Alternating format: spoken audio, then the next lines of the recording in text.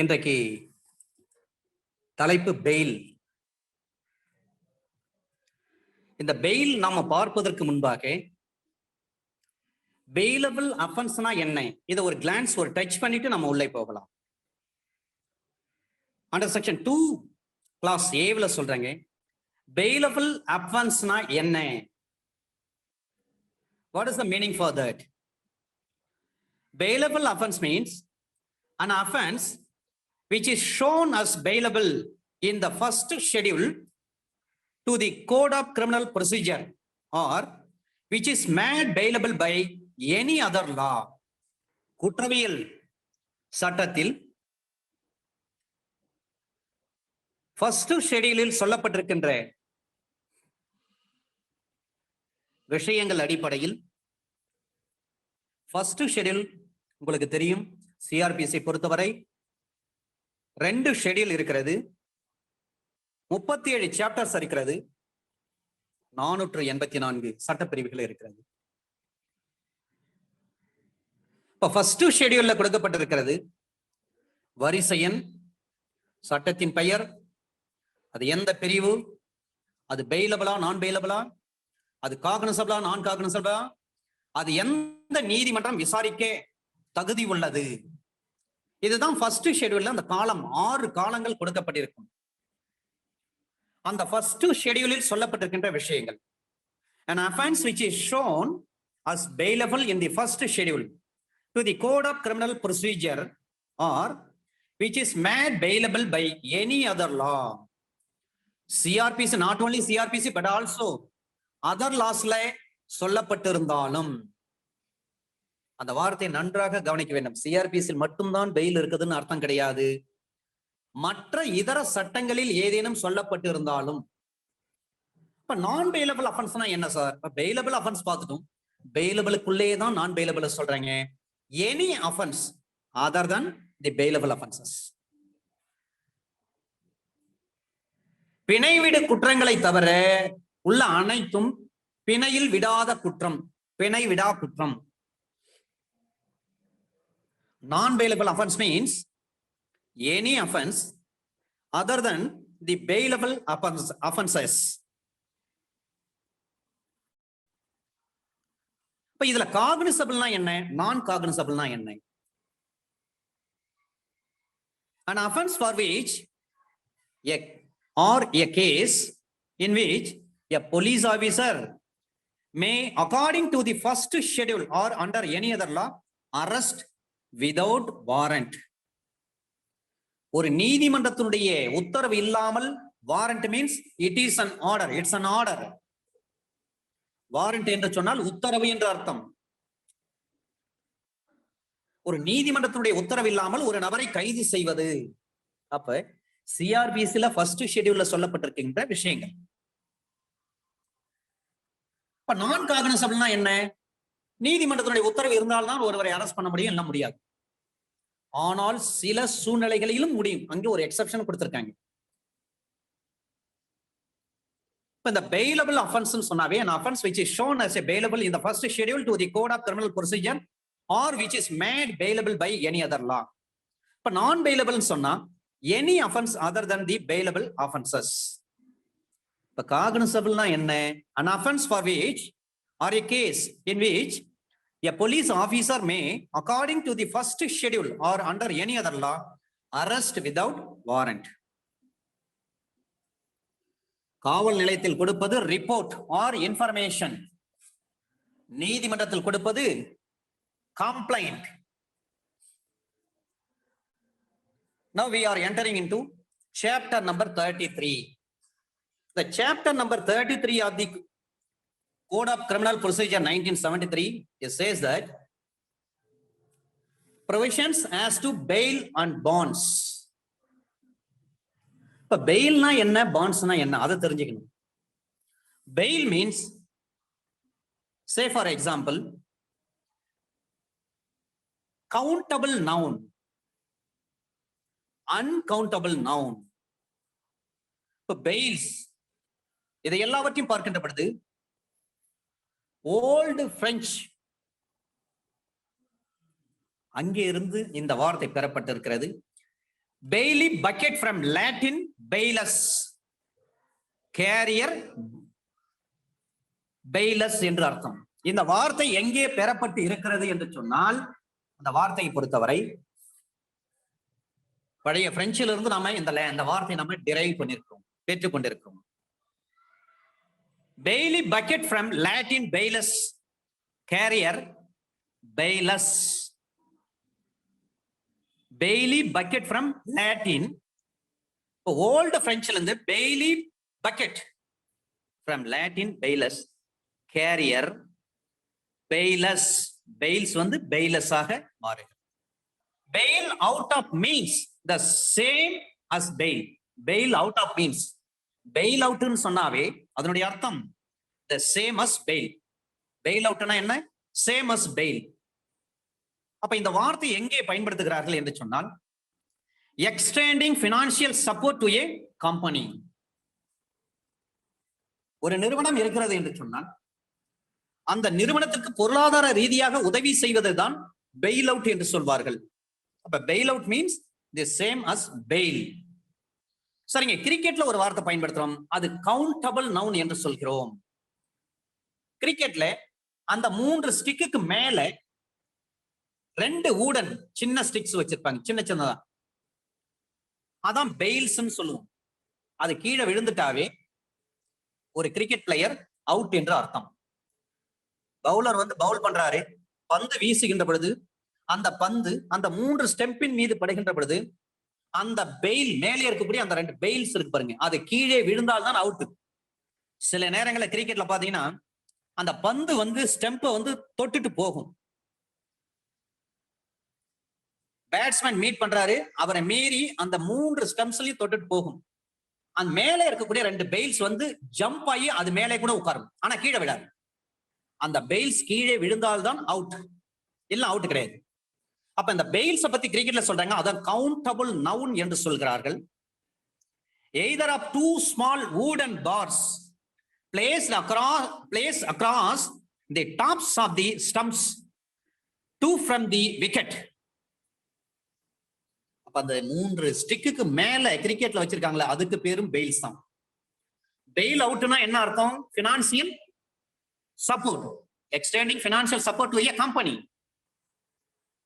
இந்த பெயில் என்ற வார்த்தை ஓல்டு பிரெஞ்சில் இருந்து வருது. பெய்லி பக்கெட் ஃப்ரம் லாட்டின் பெய்லஸ், கேரியர் பெய்லஸ். சரி, இது வெர்பா பாக்குறாங்களா? எஸ். இந்த பெயில் என்ற வார்த்தையும் you use a container to remove the water from the boat, அதான் அதனுடைய அர்த்தம். அப்ப இந்த பெயில் என்பதை வெர்பாகவும் பார்க்க முடியும், நவுனாக பார்க்க முடியும், கவுண்டபிளாக பார்க்க முடியும், அன்கவுண்டபிளாக பார்க்க முடியும். வெர்பல என்ன சொல்றாங்க? பெயில்னா you use a container to remove the water from boat. Countable பார்த்தோம், கிரிக்கெட்னு சொல்லிட்டோம். 2 பெயில்ஸ் இருக்கு 3 ஸ்டிக்கு மேல. அப்ப அன்கவுண்டபிள் நவுனாக இதை பார்க்க முடியும். கவுண்டபிள் நவுனா நம்ம பார்த்தோம் கிரிக்கெட். அன்கவுண்டபிள் நவுன் என்று சொன்னால் fail is permission for an arrested. Uncountable nounல சொல்றாங்க, bail is permission for an arrested person to be released after bail has been paid. Uncountable nounல சொல்றாங்க, bail is permission for an arrested person to be released after bail has been paid. Countable நவுன்ல கிரிக்கெட்டை பார்க்கிறோம். Uncountable நவுன்ல என்ன செய்யறாங்க, என்ன சொல்றாங்கன்னா, bail is permission for an arrested person to be released after bail has been paid. இப்ப synonyms என்ன சொல்றாங்க இதுக்கு? பெயிலினுடைய சினானிம்ஸ் என்ன? ஒத்த வார்த்தைகள், ஒரே மாதிரியான வார்த்தைகள், சேம் வேர்ட் என்று சொல்வார்கள். செக்யூரிட்டி என்று சொன்னாலும் பெயில் தான், பாண்ட் என்று சொன்னாலும் பெயில் தான், கேரண்டி என்று சொன்னாலும் பெயில் தான், பிளட்ஜ் என்று சொன்னாலும் பெயில் தான். சினானிம்ஸ்ல செக்யூரிட்டி, பாண்ட், கேரண்டி, பிளட்ஜ்.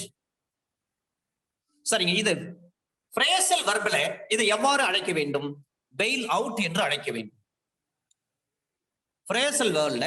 ஏன்னா வெர்பை பொறுத்தவரை நாம் ஏற்கனவே படிச்சிருப்போம். நாம verb is an action word என்று நாம ஆங்கில இலக்கணத்தில் படித்திருக்கிறோம். phrasal verb நம்ம யூஸ் பண்ணுவோம். இப்ப phrasal verbல அந்த bail எவ்வாறு அழைப்பது என்று சொன்னால் bail out என்று அழைப்பது. jump bail. jump bailனா என்ன? to fail to appear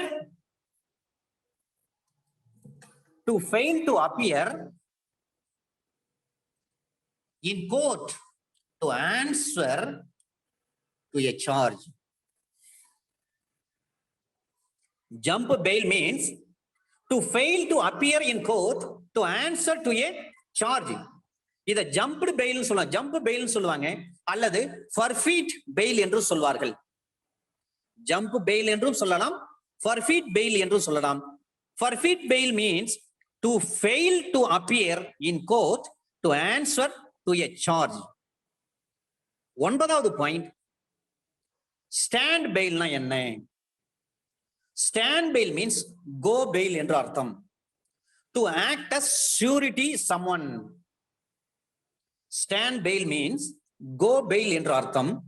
அது மட்டுமல்ல, to act as surety someone. இந்த 9 பாயிண்ட்களை சொல்றாங்க சார். இந்த பெயில்னா என்னன்னு சொல்லு. கவுண்டபிள் நவுனாக சொல்லுகின்ற பொழுது கிரிக்கெட், அதுல 3 ஸ்டம்பின் மீது இருக்கக்கூடிய 2 பெயில்ஸ், அதுவும் பெயில் தான். அதை எவ்வாறு சொல்கிறார்கள்? either of 2 small wooden bars placed across the tops of the stumps, 2 from the wicket.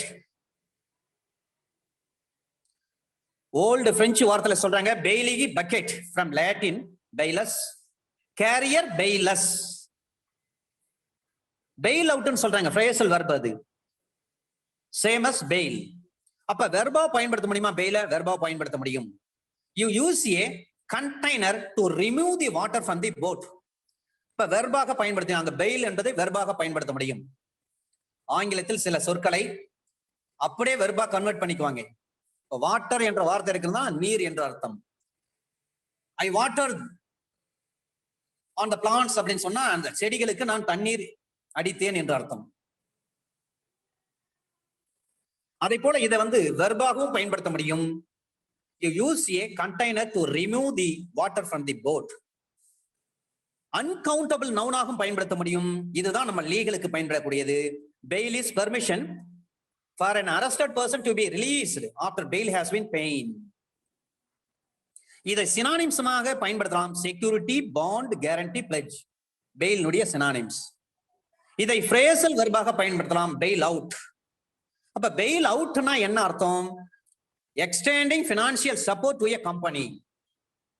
ஒரு நிறுவனம் நஷ்டத்தில் இயங்குகின்றது என்று சொன்னால் அந்த நிறுவனத்தை சரிவர செயல்படுவதற்காக அந்த நிறுவனத்திற்கு பண ரீதியாக உதவிகள் செய்வார்கள். அல்லது ஒரு நிறுவனம் வளர்கின்ற பொழுது இன்னும் மோர் இன்வெஸ்ட்மெண்ட் பண்ணுவதற்காக, முதலீடு செய்வதற்காக பணம் தேவைப்படுகின்ற பொழுது அந்த பண உதவியை செய்தல், அதான் பெயில் அவுட். இப்ப ஜம்ப் பெயில்னா என்னன்னா, they fail to appear in court to answer to a charge. the jump bail தான் forfeit bail என்றும் அழைப்பார்கள். இப்ப ஸ்டாண்ட் பெயில்னா என்ன? go bail to act as surety. இந்த 9 விஷயங்கள் பெயில் சம்பந்தமான ஜெனரலாக நாம் தெரிந்து கொள்வதற்காக இதை நான் கூறினேன். சாப்டர் நம்பர் 33ல தான் பெயில பற்றி சொல்றாங்க. அதற்கு முன்பாக ஒரு சில ஜட்ஜ்மெண்ட்ஸ் நான் சொல்லிட்டு சாப்டர் நம்பர் 33 நாம பார்க்கலாம். இந்த ஜம்ப்டு பெயிலுக்கு, ஏன்னா ஜம்ப்டு பெயில் என்றாலும் forfeit பெயில் என்றாலும் ஒரே அர்த்தம் தான். ஜம்ப்டு பெயில்னா என்ன அர்த்தம்? already he has been enlarged on bail. previously he has been gotten bail order from the competent court. நீதிமன்றத்தினுடைய உத்தரவின் அடிப்படையில், சில நிபந்தனைகளின் அடிப்படையில் அவருக்கு பிணையம் வழங்கியிருப்பார்கள். அவ்வாறு பிணையம் வழங்கப்பட்டிருக்கும் பட்சத்தில் அந்த நீதிமன்றத்தால் விதிக்கப்பட்ட அந்த நிபந்தனைகளை அவர் சரிவர கட்டுப்பட்டு நடக்காமல் இருப்பார், அதை வயலேட் பண்ணியிருப்பார், அந்த நிபந்தனைகளை மீறி செயல்பட்டிருப்பார். if accuser is being violated the condition which is imposed by the any court, அப்ப அது ஜம்புடு பெயிலா மாறிடும். இப்ப அந்த ஜம்புடு பெயிலுக்கு Narpat Singh, NARPAT, Narpat Singh versus state, இது ராஜஸ்தான் ஹைகோர்ட் கொடுத்த ஒரு தீர்ப்பு. ஜம்புடு பெயில் ஆயிடுச்சு. ஏற்கனவே ஜேஎம் கிட்ட ஒரு பெயில் வாங்கியிருக்காரு. அந்த பெயில்ல வந்து ஜேஎம் என்ன பண்றாங்க, சில கண்டிஷன் போட்டிருக்காங்க. அந்த கண்டிஷன், டேர்ம்ஸ் அண்ட் கண்டிஷன்ஸை ஒரு வயலேட் பண்ணிட்டார். அதன் பிறகு இவர் பெயிலுக்காக மூவ் பண்ணலாம்.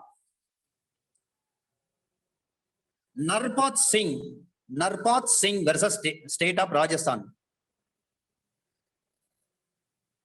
இந்த வழக்கில் கீழமை நீதிமன்றத்தால் விதிக்கப்பட்ட அந்த பிணையத்தை மீறி இவர் செயல்படுகின்ற பொழுது அவர் பெயில், ஏற்கனவே இம்போஸ் பண்ண பெயில் வந்து கேன்சல் ஆயிடும். சரி, கேன்சல் ஆயிட்ட பிறகு என்ன செய்யலாம்? அவருக்கு என்ன அதர் ரெமெடி இருக்கிற, அதர் வே என்னவென்று பார்க்க வேண்டும். அண்டர் செக்ஷன் 439 சிஆர்பிசியின் படி அவர் ஒரு செஷன்ஸ் கோர்ட்டுக்கும் ஹை கோர்ட்டுக்கும் ஒரு ஸ்பெஷல் ப்ரொவிஷன்ஸ் கொடுத்திருக்கிறாங்க. அண்டர் செக்ஷன் 439 சிஆர்பிசியின் படி செஷன்ஸ் கோர்ட்ல அவர் என்ன பண்ணலாம்? ஏற்கனவே பெயில் வந்து இம்போஸ் பண்ணாங்க. அந்த பெயிலோட டேர்ம்ஸ் அண்ட் கண்டிஷன்ஸ் வந்து நான் வந்து வயலேட் பண்ணிட்டேன், அதனால ஜம்புடு பெயிலா மாறி போச்சுங்க, எனக்கு வந்து பெயில் ஆர்டர் கொடுங்க அப்படின்னு சொல்லிட்டு அண்டர் செக்ஷன் 439 சிஆர்பிசியின் படி மாவட்ட அமர்வு நீதிமன்றமோ அல்லது உயர் நீதிமன்றத்திலேயோ அண்டர் செக்ஷன் 439 சிஆர்பிசியின் படி பெயில் வாங்க முடியும். 6 பிப்ரவரி 2020 வந்த ஜட்ஜ்மெண்ட் எது? 6/2/2020 ராஜஸ்தான் ஹைகோர்ட் கொடுத்த தீர்ப்பு. ஜம்புடு பெயிலுக்கு Narpat Singh versus state, NARPAT, Narpat Singh versus state 439ல நம்ம ஜம்புடு பெயில் இருந்தாலும் கூட 439ல நம்ம பெயில் வாங்க முடியும். ரைட். இதே ஜம்புடு பெயில் விஷயமாக குட்டு அமித் குமார், குட்டு என்ற Amit Kumar, Guddu alias Amit Kumar versus state of Madhya Pradesh 2019ல வந்த ஒரு தீர்ப்பு. இது 13/4/2019 வந்த தீர்ப்பு.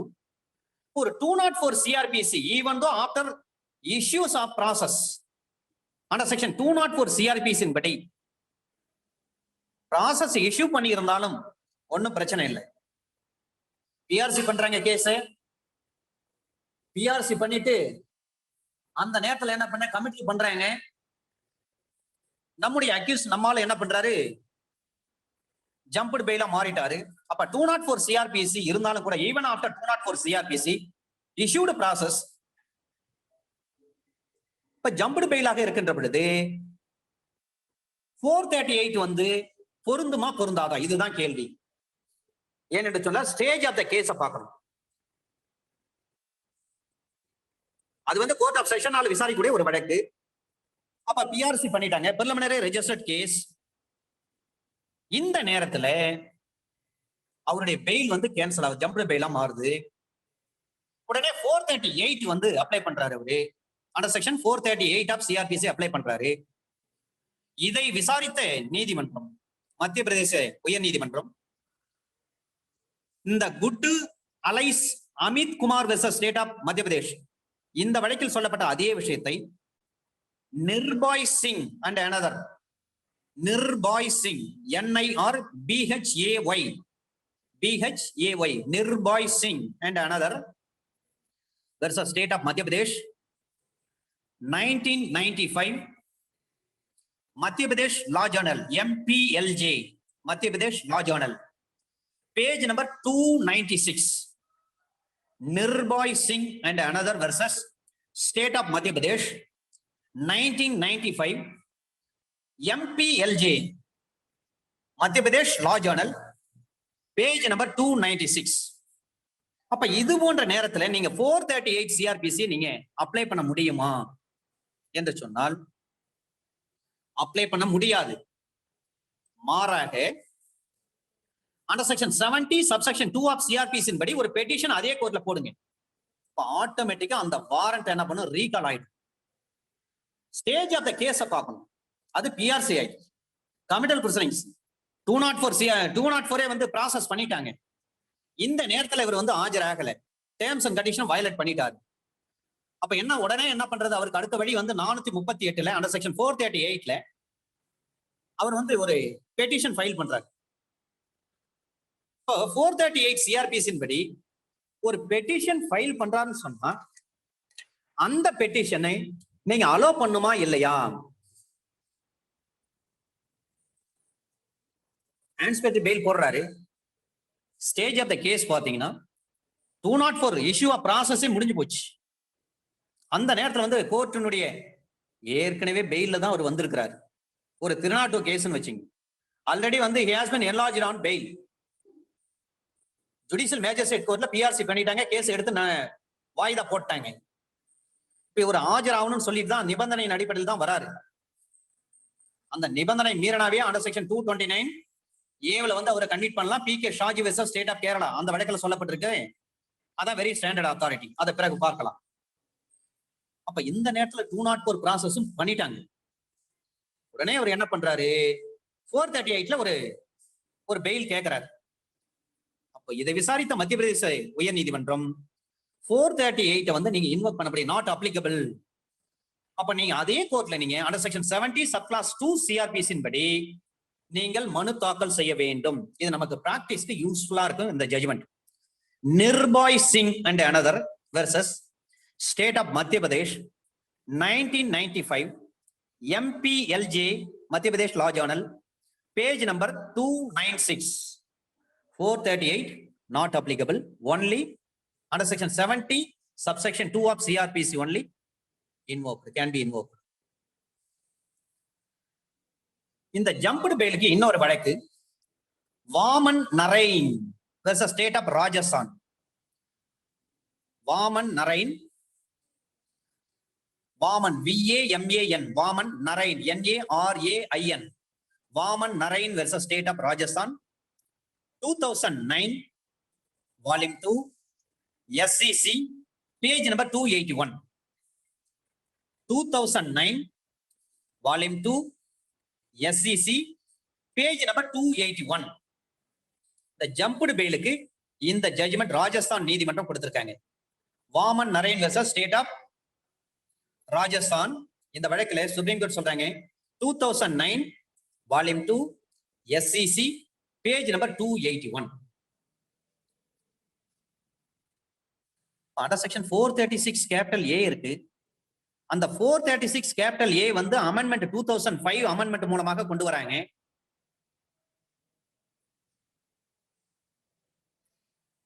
அந்த 436 கேபிட்டல் ஏல பார்த்தீங்கன்னா அது குறிப்பிட்ட டைமே மீறி வந்து ஒருத்தர் வந்து ஜெயில இருக்கிறான்னு சொன்னா ஆட்டோமேட்டிக்கா அவரை வந்து பெயில விடணும்னு அர்த்தம். ஒரு 379 ஐபிசி கேஸ் போட்டாங்க. 379 ஐபிசிக்கு அதிகபட்சம் 3 ஆண்டு காலம் சிறை தண்டனை விதிக்கப்படும். அவர் 3 வருஷமா அல்லது 3 வருஷத்துக்கு மேல ஜெயிலே இருக்கிறார். அவரு பெயில விடணுமான்னா கண்டிப்பா விடணும். அதை பிறகு பார்க்கலாம். அதே 437 என்ன சொல்றாங்க? Under age of 16 years woman, ஒரு சிக்னஸ் பர்சன், சிக் உள்ள ஒரு நபர், இன்ஃபார்ம் பர்சன், இவர்கள் எல்லாம் கணக்கில் எடுத்துக்கொள்ளணும். பெயில நீங்க விடுறதுக்கு முன்பாக 4 விஷயங்களை நீங்கள் கணக்கில் எடுத்துக்கொள்ள வேண்டும். 16 வயசுக்கு கீழே இருக்கக்கூடிய ஒரு நபராக இருக்க வேண்டும், ஒரு பெண்ணாக இருக்க வேண்டும், ஒரு உடல்நிலை பாதிக்கப்பட்ட சிக்காக இருக்க வேண்டும், அல்லது அவர் டிரான்ஸ்கில்டு பர்சனாக இருக்க வேண்டும். இன்ஃபார்ம் பர்சனாக, இந்த இடத்துல டிரான்ஸ்கில்டு கிடையாது, இன்சானிட்டி பர்சன்லாம் வருவாங்க. இதெல்லாம் 437 நீங்க இன்வோக் பண்றப்ப இந்த 4 விஷயங்களை நீங்கள் கருத்தில் எடுத்துக்கொள்ள வேண்டும். அண்டர் செக்ஷன் 437 சப்செக்ஷன் 2ல சொல்றாங்க. இந்த வழக்குல 11 பாயிண்ட் சொல்லியிருக்கிறாங்க. நிறைய இந்த மாதிரி ஸ்டாண்டர்ட் அத்தாரிட்டி இருக்கிறது. Dilip Kumar Basu versus state of West Bengal, DK Basu versus state of West Bengal, அதுல 11 கைட்லைன்ஸ் சொல்லியிருக்காங்க. PUCL versus state of Maharashtra, அதுல 16 பாயிண்ட்ஸ் சொல்லியிருக்காங்க. 16 கைட்லைன்ஸ் சொல்லியிருக்காங்க. ஒரு என்கவுண்டர் பண்றீங்கன்னா 16 கைட்லைன்ஸ் சொல்லியிருக்காங்க. அதே போலவே Sunderlal Sunderbhai Ambalal Desai versus state of Gujarat, அதுலயும் நிறைய கைட்லைன்ஸ் சொல்லியிருக்காங்க. இந்த மாதிரி ஸ்டாண்டர்டான அத்தாரிட்டி நம் நினைவில் வைத்துக் கொள்ள வேண்டும். ஆன்டிசிபேட்டரி பெயில்னு சொன்னாவே Gurbaksh Singh Sibbia versus state of Punjab, அதுல சில கைட்லைன்ஸ் சொல்லியிருக்காங்க, நினைவில் வைத்துக் கொள்ள வேண்டும். ஒரு ஜிபிஏவா ஜெனரல் பவர் ஆஃப் அட்டர்னியா ஏசி நாராயணன் கேஸ் நினைவில் வைத்துக் கொள்ள வேண்டும். இதெல்லாம் வெரி ஸ்டாண்டர்ட் அத்தாரிட்டி. அதை போலத்தான் இந்த அத்தாரிட்டியில கல்யாண் சந்திர சர்க்கார் வெர்சஸ் ராஜேஷ் யாதவ், கல்யாண் சந்திர சர்க்கார் வெர்சஸ் ராஜேஷ் யாதவ், இதுல 11 பாயிண்ட் சொல்றாங்க சார். இந்த 11 points very important. Under section 437 subsection 2 நீங்க சிஆர்பிசி பார்க்கின்ற பொழுது 11 பாயிண்ட்ஸ் சொல்றாங்க. Kalyan Chandra Sarkar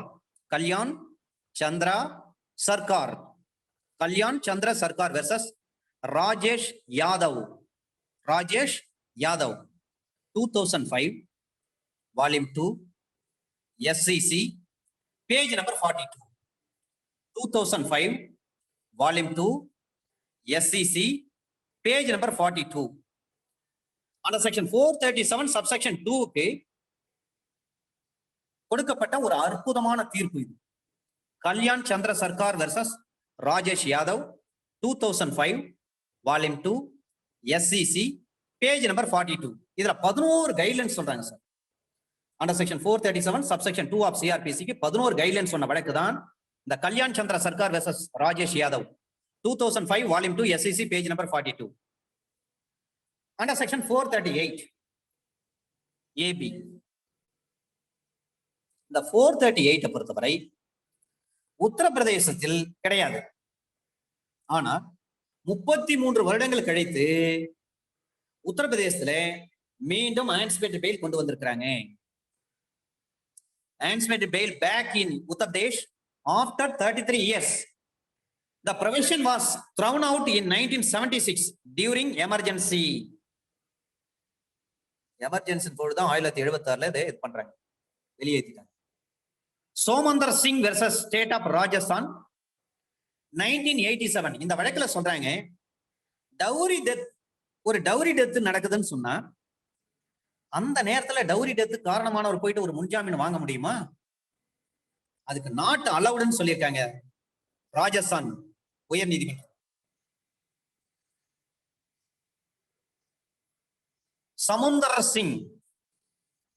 Samundar Singh versus state of Rajasthan 1987. இந்த டவுரி டெத் கேஸுக்கு இந்த 438 பொருந்தாது சார். ரைட். அண்டர் செக்ஷன் 439 439 பொறுத்தவரை ஸ்பெஷல் பவர் ஹை கோர்ட்டுக்கும் டிஸ்ட்ரிக்ட் கோர்ட்டுக்கும். இப்ப இந்த பெயில் ஆக்ட்னு ஒரு ஆக்ட் இருக்கு, 1976 பெயில் ஆக்ட் இருக்கு. பிணை சட்டம் 1976. அதுல இந்த பெயிலுடைய ஆப்ஜெக்ட் என்னன்னு சொல்லியிருக்காங்க. எதற்காக இந்த பெயில், பிணையத்தை பற்றி அதனுடைய நோக்கம் என்ன? Sanjay Chandra versus CBI, Sanjay Chandra versus CBI. Sanjay Chandra, Sanjay காந்தின்னு சொல்றேன் இல்லைங்களா, அந்த மாதிரி Sanjay Chandra versus CBI 2012 volume 1 SCC page number 40. 2012 volume 1 SCC page number 40. இதுல ஆப்ஜெக்ட் ஆஃப் பெயில்னா என்ன, அந்த பெயிலினுடைய ஆப்ஜெக்ட் என்ன? To secure the appearance of accused at his trial. இந்த பெயிலுடைய ஆப்ஜெக்ட் என்ன? ட்ரையல் நடத்துகின்ற பொழுது அந்த அக்யூஸ்ட் வந்து நீதிமன்றத்தில் ஆஜராகணும். To secure the appearance of accused at his trial 2012 volume 1 SCC page number 40. Sanjay Chandra versus CBI. இந்த வழக்குல தான் சொல்றாங்க ஆப்ஜெக்ட் ஆஃப் பெயில்னா என்ன? To secure the appearance of accused at his trial என்று சொல்கிறார்கள். இதுல பெயில பற்றி ஒரு சில செய்திகள் தான் நான் சொல்லியிருக்கிறேன். மிக முக்கியமான விஷயத்தில் நம்ம என்ட்ராவதற்கு முன்பாக பாண்ட்னா என்ன சார், இது ஒரு கேள்வி. பெயில் பாண்ட் சொல்றோம் இல்லைங்களா, அதை தெரிந்து கொண்டு நாம் உள்ளே செல்லலாம். பாண்டை பொறுத்தவரை 7 டைப்ஸ் ஆஃப் பெயில் பாண்ட்ஸ், 7 வகையான பெயில் பாண்ட் இருக்கிறது. ஒன்று சூரிட்டி பாண்ட், இன்னொன்று கேஷ் பெயில் பாண்ட், மூன்றாவது ப்ராப்பர்ட்டி பாண்ட்ஸ், நான்காவது சைட்டேஷன் ரிலீஸ், ஐந்தாவது ரெகக்னிசன்ஸ் ரிலீஸ், ஆறாவது இமிகிரேஷன் பெயில் பாண்ட்ஸ், ஏழாவது பெடரல் பெயில் பாண்ட்ஸ். 7 வகையான பெயில் பாண்ட்ஸ் இருக்கிறது. அப்ப செக்யூரிட்டி பாண்ட்ஸ்னா என்ன? அதுல அந்த கேஷ் பாண்ட்ஸ் எல்லாம் அதுதான் வரும். இந்த செக்யூரிட்டி பாண்ட்ஸை பொறுத்தவரை 10% ஆஃப் தி காஸ்ட். அப்ப defendant will pay them back in full pace. Defendant will pay them back in full pace entirety of the bail amount. அந்த bail amountல இருக்கக்கூடிய தொகையை திரும்ப வந்து டிஃபெண்டன்ட் திருப்பி தரணும். 10% ஆஃப் தி காஸ்ட். இதுதான் சூரிட்டி பாண்ட். சரிங்க, கேஷ் பெயில் பாண்ட்ஸ்னா என்ன? Cash bail bonds means what they sound like bail bonds. What they sound like bail bonds. What they sound like bail bonds. Paid in full with cash money. Paid in full with cash money. You will get your bail money back. You will get your bail money back. இதுதான் cash bail bond என்று அர்த்தம். Property பாண்ட்னா என்ன? நம்ம cash bail bond என்ன சொல்றோம்? What they sound like bail bonds paid in full with cash money. You will get your bail money back. இதுதான் cash bail bond. Property பாண்ட்னா என்ன? Property bond means the property bond are not legal or accepted in single state in USA, United States of America. அமெரிக்க ஐக்கிய நாடுகளில் இருக்கக்கூடிய தனிப்பட்ட ஒரு மாநிலம். 50 மாநிலங்கள் இருக்கிறது. அங்க ப்ராப்பர்ட்டி பாண்ட்ஸ் பொறுத்தவரை are not legal or accepted in single state in USA. அப்ப surety bond can be settled in hours. Surety bond என்ன அர்த்தம்? Can be settled in hours. இப்ப property bond can take weeks. அதாங்க விஷயம். surety bondக்கும் property bondக்கும் உள்ள வித்தியாசம் என்னவென்று சொன்னால், there is a major difference between surety bond, property bond. Surety bond can be settled in hours. Property bond can take weeks. நான்காவதாக citation ரிலீஸ்னா என்ன? Citation release means always given at the discretion of the citing officer. This type of bond from written legal citation and nothing more. Only arresting officer can issue such bond. இந்த citation release bond என்பது always given at the discretion of the citing officer. This type of bond for written legal citation and nothing more. அப்ப இந்த citation release bond யார் issue பண்ணுவாங்கன்னு சொன்னா, only arresting officer can issue such bond. ஐந்தாவதாக recognizance release. Recognizance release bondனா என்ன? Possibly the second most desirable type of bail. Possibly the second most desirable type of bail. The judge has determined that you defendant in this case has been freedom granted on trust alone. Recognizance release bond அப்படின்னு சொன்னா, possibly the second most desirable type of bail. The judge has determined that you defendant in this case has been freedom granted on trust alone. அடுத்த வார்த்தை என்ன சொல்றாங்கன்னா, free to await trial. Free to await trial from home without needing to pay any bail at all, free to await trial from home without needing to pay any bail at all. இதுதான் recognizance release bail bond. ஆறாவதாக immigration bail bond. இந்த immigration bail பாண்டை பொறுத்தவரை made for those that are not citizen of USA, அமெரிக்க நாட்டினுடைய குடிமகனாக இல்லாத நபர்களுக்கு தான் இந்த இமிகிரேஷன் பெயில் பாண்ட் இஷ்யூ பண்றாங்க. Made for those that are not citizen of USA. ஏழாவதாக ஃபெடரல் பெயில் பாண்ட்னா என்ன? இந்த ஃபெடரல் பெயில் பாண்டை பொறுத்தவரை used for federal crimes rather than regular criminal offenses or citations. If you have been arrested and accused of a federal crime, need help navigating the complexities of them. அப்போ ஒரு complex ஏற்படுது.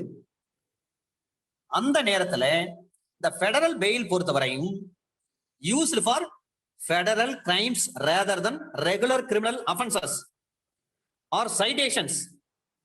If you have been arrested and accused of a federal crime, need help navigating the complexities of them. இந்த பாண்டை பொறுத்தவரை 7 வகையான பாண்டுகளை நாம் பொதுவாக தெரிந்து கொள்ள வேண்டும். இப்பொழுது முக்கியமான விஷயங்களுக்கு நாம் உள்ளே கடந்து செல்லலாம். Under section 436, chapter number 33, in what cases bail to be taken? எந்தெந்த வழக்குகளில்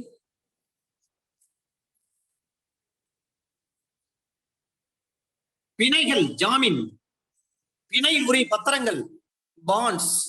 பாண்ட் என்று சொன்னால் பிணை முறி பத்திரம், பிணை என்று சொன்னால் பெயில், இதையெல்லாம் கொடுக்க முடியும். நமக்கு தெரிஞ்ச ஒரு வார்த்தை தான் bail is a right, jail is exception. Under section 41 B ல under section 41 B அதுதான் டிகே பாசு வழக்கு வந்து கொண்டு வராங்க. 11 கைட்லைன்ஸ் கொண்டு வராங்க. அரெஸ்ட்னா என்னன்னு. அப்ப அரெஸ்ட் பண்றப்ப என்ன சொல்லுவாங்க? நீங்கள் இந்த வழக்கிலிருந்து வெளியே செல்வதற்கு, ஜாமீனில் செல்வதற்கு உங்களுக்கு உரிமை இருக்கிறது என்ற விவரத்தை போலீஸ் ஆபீசர் சொல்ல வேண்டும். The concerned police officer has to be explained what grounds of arrest and to explain to the accused and also read out to him. நீங்கள் பிணையில் செல்வதற்கு உங்களுக்கு சட்டப்படி உரிமை இருக்கிறது என்ற விவரத்தையும் சொல்ல வேண்டும். 46 41 B பார்த்துட்டோம். அண்டர் செக்ஷன் 41 D ல ஒரு கேள்வி கேட்பாங்க. இன்வெஸ்டிகேஷன் நேரத்துல வந்து கவுன்சில் வந்து கூடவே இருக்கலாமா, அக்யூஸ்ட் கூடவே இருக்கலாம்னா இருக்கலாம். அது 41 D, மறக்க கூடாது. அண்டர் செக்ஷன் 46 ஹவ் டு அரெஸ்ட்ல சொல்றாங்க. அங்கே சொல்லப்பட்டிருக்கின்ற வார்த்தைகளும், உங்களை கைது செய்திருக்கிறோம், நீங்கள் பிணையில் செல்வதற்கு உங்களுக்கு சட்டப்படி உரிமை இருக்கிறது, அந்த விவரத்தையும் சொல்ல வேண்டும் அந்த அக்யூஸ்ட். ஆனா செக்ஷன் 436 பொறுத்தவரை பிணையில் விடக்கூடிய ஒரு குற்றங்கள், பெயிலபிள் அஃபென்ஸ். பெயிலபிள் அஃபென்ஸை பொறுத்தவரை ஒன்று காவல் நிலையத்திலேயே பெயில விட்டுடலாம். 2 ஜாமீன்தாரை கேட்டு காவல் நிலையத்துல பெயில விட்டுருவாங்க. அல்லது நீதிமன்றத்துக்கு கொண்டு வந்து ப்ரொடியூஸ் பண்ணுகின்ற பொழுது நீதிபதியானவர் அவரை பெயில விட்டுருவார். 436 வந்து பெயில விடுறாங்கன்னா என்ன அர்த்தம்? shall not make any condition அர்த்தம், terms and condition அர்த்தம். எந்த ஒரு நிபந்தனையும் விதிக்க கூடாது 436 பொறுத்தவரை. Rasiklal versus Kishore, Rasiklal RASIKLAL, Rasiklal versus Kishore 2000 AIR 2009 SC page number 1341. Rasiklal versus Kishore, AIR 2009 supreme court. SC என்று சொன்னால் சுப்ரீம் கோர்ட் என்ற அர்த்தம். Supreme court, page number 1341. இந்த கேஸ் லாஸ் எம்எல்ஜேவிலையும் ரிப்போர்ட் ஆயிருக்கு.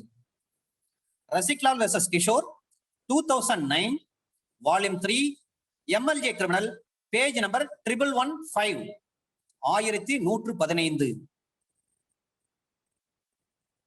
Rasiklal versus Kishore 2009 volume 3 MLJ criminal page number 1115.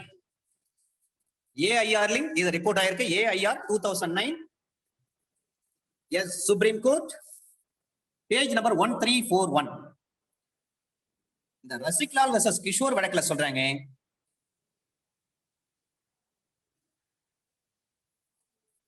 பிணையில் விடுவது என்பது அவருடைய ரைட். அங்க கண்டிஷன்ஸ் எதுவும் இம்போஸ் பண்ண கூடாது. ஒரு புகார் இருக்கு, அந்த புகாரை வந்து கேட்கவே இல்லை, அதுக்காக வந்து பிணையில விட்டுட்டாங்கன்னா, வெயில்ல விட்டுட்டாங்கன்னா அதை ரத்து பண்ணவே முடியாது. யாராவது ஒரு புகார் கொடுத்திருக்காங்க, அந்த புகாரை வந்து விசாரிக்கவே இல்லை, அதுக்குள்ள 436ல வந்து அந்த அக்யூஸ்ட் வந்து ரிலீஸ் பண்ணிட்டாங்கன்னு சொன்னா, ரிலீஸ் பண்ணப்பட்டது செல்லாது, அதை ரத்து பண்ணுங்க அப்படின்னு சொல்லி யாரும் மனு போட முடியாது. ஏனென்று சொன்னால் அந்த வழக்கே அந்த எதிரின் மீது சுமத்தப்பட்டிருக்கின்ற குற்றச்சாட்டு பெயிலபிள் அஃபென்ஸா இருக்கும் பட்சத்தில் அண்டர் செக்ஷன் 436 படி அவருக்கு பெயில் விட்டுடலாம். அந்த அக்யூசியேஷனை ஹியர் பண்ணணும் அவசியமே கிடையாது. சரிங்க, 436 வந்து ஆன்டிசிபேட்டரி பெயில் போட முடியுமா? ஒரு ஜாமீன்ல வரக்கூடிய ஒரு குற்றம், அது பெயிலபிள் அஃபென்ஸ். பெயிலபிள் அஃபென்ஸா இருக்கும் பட்சத்துல அக்யூஸ் வந்து பயந்து போயிட்டாரு, ஒரு முன்ஜாமீன் எடுத்து கொடுங்கன்னு ஒரு அட்வொகேட் கிட்ட வந்து கேட்கறாங்க. அப்ப முன்ஜாமீன் பொருந்துமா, ஆன்டிசிபேட்டரி பெயில் வந்து பொருந்துமா? 436க்கு நம்ம 436ல தான் பெயில் பெட்டிஷன் போடணும். ஆனால் அவரால் செய்யப்பட்ட குற்றம் வந்து ஒரு 294 பின்னு வச்சுங்க. ஒரு அசிங்கமா திட்டார். He has been used filthy language against the accused. Sorry, against the victim. உடனே அவர் வந்து ஒரு அட்வொகேட்டை வந்து சந்திக்கிறாரு. எனக்கு ஒரு முன்ஜாமீன் எடுத்து கொடுங்க, நான் அவனை அசிங்கமா திட்டான், போலீஸ் ஸ்டேஷன்ல போய் கம்ப்ளைண்ட் கொடுத்துட்டாரு, போலீஸ் ஸ்டேஷன்ல போயிட்டு ரிப்போர்ட் கொடுத்துட்டாரு, எனவே எனக்கு ஒரு முன்ஜாமீன் எடுத்து கொடுங்கன்னு சொல்றாங்க. அப்ப முன்ஜாமீன் வந்து பொருந்துமா? ஒரு பெயிலபிள் அஃபென்ஸ்க்கு முன்ஜாமீன் பொருந்துமா என்று சொன்னால் பொருந்தாது. நோ ஆன்டிசிபேட்டரி பெயில் இன் பெயிலபிள் அஃபென்சஸ். இதை சொன்ன வழக்கு Venkatesh Babu versus state. Venkatesh Babu versus state 2009 volume 2 MLJ criminal page number 376. Venkatesh Babu versus state 2009 volume 2 MLJ criminal page number 376. இதே விஷயத்தை இன்னொரு வழக்கில் சொல்றாங்க, அதே வருஷத்தில் ரிப்போர்ட் ஆகிருக்கு. Ravi versus state 2009 volume 2 MLJ criminal page number 745. ஒரு செக் கேஸ்ல வந்து வாரண்ட் போட்டாங்க, அது பெயிலபிள் வாரண்ட். உடனே என்ன பண்றாங்க, ஒரு முன்ஜாமீன் எடுக்கணும்னு சொல்றாங்க. 138 என்ஐ ஆக்ட்ல வந்து கேஸ், இவர் ஆஜராகல அக்யூஸ்ட், எடுத்த உடனே பெயிலபிள் வாரண்ட் தான் இஷ்யூ பண்றாங்க. அந்த பெயிலபிள் வாரண்ட் இஷ்யூ பண்ண உடனே இவர் என்ன பண்றாருன்னா ஒரு முன்ஜாமீன் எடுக்க சொல்றாரு இந்த வழக்கு. அப்ப முன்ஜாமீன் இதுக்கு பொருந்தாதுன்னு சொன்ன வழக்கு தான் Ravi versus state 2009 volume 2 MLJ criminal page number 745. அதை போலவே Venkatesh Babu versus state 2009 volume 2 MLJ criminal page number 376. அடுத்தது இன்னொரு வழக்கு Vaman Narain Ghiya. Vaman VAMAN, Vaman Narain NARAIN, Narain Ghiya GHIYA, Ghiya. Vaman Narain Ghiya versus state of Rajasthan. Court has jurisdiction when granting bail under section 436 even to impose any condition except demanding of security. இது ராஜஸ்தான் ஸ்டேட்ல சம்பந்தப்பட்ட வழக்கு. இது வாமன் நரேன் கியா வெர்சஸ் ஸ்டேட் ஆஃப் ராஜஸ்தான். இந்த கேஸ்ல என்ன வார்த்தை பயன்படுத்திருக்காங்க பாருங்க. Under section 436 of CRPC பொறுத்தவரை court has jurisdiction whether granting bail under section 436 of CRPC even to impose any condition except demanding of security. 2009 volume 2 SCC page number 281. Vaman Naren Kia versus state of Rajasthan. இந்த வழக்குல சொல்றாங்க கோர்ட்டுக்கு jurisdiction இருக்கிறது. 436ல நீங்க fail விடுவதற்கு அவ்வாறு விடுகின்ற பொழுது even to impose any condition, கண்டிஷனை இம்போஸ் பண்ணக்கூடாது. ஆனா இந்த வழக்குல சொல்லியிருக்காங்க even to impose any condition except demanding of security. 2009 volume 2 SCC page number 281. Vaman Naren Kia versus state of Rajasthan 2009 volume 2 SCC page number 281. Under section 436 subsection 2 of CRPC. The 436 அதை நாம பார்க்கணும். இதுல என்னங்க subsection 2 சொல்றாங்க? இந்த subsection 2ல என்ன சொல்றாங்க? subsection 1ல என்ன விஷயங்கள் சொல்லப்பட்டிருக்கிறது? கோர்ட்ல ஆஜராக வேண்டிய அந்த அக்யூஸ் வந்து எந்த டைமிங்ல எப்பொழுது எந்த இடத்துல வந்து ஆஜராகணும்னு சொல்லி அந்த நிபந்தனைக்கு உட்பட்டு தான் அவர் நடக்கணும். அவ்வாறு நடக்க தவறி இருக்கின்ற பொழுது அந்த நீதிமன்றம் அதே வழக்கில் அதற்கு பிறகு ஏதாவது ஒரு சந்தர்ப்பத்தில் அவர் நீதிமன்றத்தில் முன்னிலையாகும் பொழுது அவரை காவலில் அல்லது அவரை வந்து காவலில் கொண்டு வரப்படும் பொழுது அவரை பிணையில் விடுவிக்க மறுக்கலாம். ஏற்கனவே 436ல உங்களை நாங்க பெயில் அனுப்பணும். கோர்ட்ல ஹியரிங் டேட்ல தவறாம வந்து ஆஜராகணும். நீங்க ஆஜராக மாட்டீங்க. அதனால உங்க பெயில கேன்சல் பண்ணலாம். மேற்கொண்டு உங்களை ஜெயிலையும் அரெஸ்ட் பண்ண முடியும். செகண்டா நீங்க பெயில் போடுறீங்கன்னு சொன்னா அந்த பெயில மறுக்கலாம். பெயில் கொடுக்க வேண்டிய அவசியம் கிடையாது. அந்த பெயில சொல்லப்பட்ட விஷயங்களுக்கு அவர் என்ன பண்ணணும்? கண்டிப்பாக நடக்கணும். நடக்க தவறும் பட்சத்தில் மேற்கொண்டு அவரை எப்பொழுதாவது கோர்ட்ல வந்து ஆஜராகணும்னு சொன்னா அவர் அப்படியே பிடிச்சிக்க வேண்டியதான். பெயில கேன்சல் பண்ணிடுங்க. அல்லது ஏதாவது ஃபைன் இம்போஸ் பண்ணுங்கன்னு சொல்லிட்டு அந்த ஃபைனை வந்து லீகல் எய்டு கொண்டு போக சொல்றாங்க. Right. Amarnath Singh versus state of Gujarat. Amarnath Singh versus state of Gujarat இந்த வழக்குல சொல்றாங்க sir, a person has failed to comply with the condition of bail bond. Court may refuse to release him on bail. A person has failed to comply with the condition of bail bond. Court may refuse to release him on bail. 2005 amendment மூலமாக ஒரு விஷயங்கள் சொல்லப்பட்டிருக்கிறது. 2005 அமெண்ட்மெண்ட்ல என்ன சொல்றாங்க? ஒரு indigent he cannot furnish surety. 2005 amendment மூலமாக சிஆர்பிஎஸ்ல சொல்றாங்க ஒரு இண்டிஜென்ட் பர்சனா இருந்தாலும் சரி அவரை என்ன பண்ணலாம்? பெயில்ல விட்டுடலாம். அல்லது he cannot furnish surety.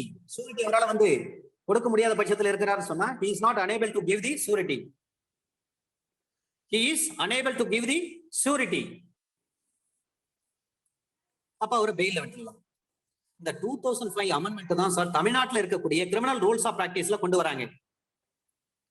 அப்ப கிரிமினல் ரூல்ஸ் ஆஃப் பிராக்டிஸ்ல ரூல் நம்பர் 12 சப் ரூல் 3ல சொல்றாங்க ஒரு இண்டிஜென்ட் பர்சனை கொண்டு வராங்கன்னு சொன்னா அந்த நீதிபதி தன்னுடைய சொந்த ஓன் பாண்ட் சொந்த பிணையின் பேரில் அவரை விட்டு விடலாம். சூரிட்டி கொடுக்க முடியாத ஒரு சூழ்நிலை இருக்கிறான்னு சொன்னா ஓன் பாண்ட்ல ஒரு வெளியிடலாம், ரிலீஸ் பண்ணிடலாம். இது எல்லாம் 2005 அமெண்ட்மெண்ட்ல கொண்டு வந்த சிஆர்பிசி தான் இப்போ நம்ம கிரிமினல் ரூல்ஸ் ஆஃப் பிராக்டிஸ் அதுல ரூல் நம்பர் 12 சப் ரூல் 3 மறக்க கூடாது. அது மட்டுமல்ல under section 437 subsection 1 accused arrested or detained without warrant. Under section 437 subsection 1ல சொல்றாங்க except in following cases. Under section 437 subsection 1ல சொல்றாங்க accused arrested or detained without warrant except in following cases. அதுல ரெண்டு விஷயங்களை சொல்றாங்க. சப்செக்ஷன் 1ல ரெண்டு விஷயங்கள். ஒன்னு, committal offence shall not be punishable with death or life. Committed offence shall not be punishable with death or life imprisonment. Second point சொல்றாங்க, he shall be previously convicted. இந்த ரெண்டு விஷயங்கள் இருக்க கூடாது. அண்டர் செக்ஷன் 437 சப்செக்ஷன் 1ல சொல்றாங்க, accused, arrested or detained without warrant except in following cases. அந்த following cases என்ன? Committed offense shall not be punishable with death or life imprisonment. Second point என்ன? He shall be previously convicted. அப்பதான் accused, arrested or detained without warrant. இது except in following cases. Under section 437 subsection 1ல சொல்றாங்க. Subsection 2ல சொல்றாங்க, no reasonable ground then grant of bail. No reasonable ground then grant of bail. Under section 437 subsection 2ல சொல்றாங்க. Subsection 3ல சொல்றாங்க, conditions may be imposed. பிணையம் வழங்குகின்ற போது ஒரு நீதிமன்றம் நிபந்தனை விதிக்கும் என்று சொன்னால் அது எந்த சட்ட பிரிவு என்று கேட்டால் under section 437 subsection 3. conditions may be imposed. அப்ப accused suspected of the offense which may extend to 7 years imprisonment or under IPC chapter number 6, chapter number 14, chapter number 16, chapter number 17.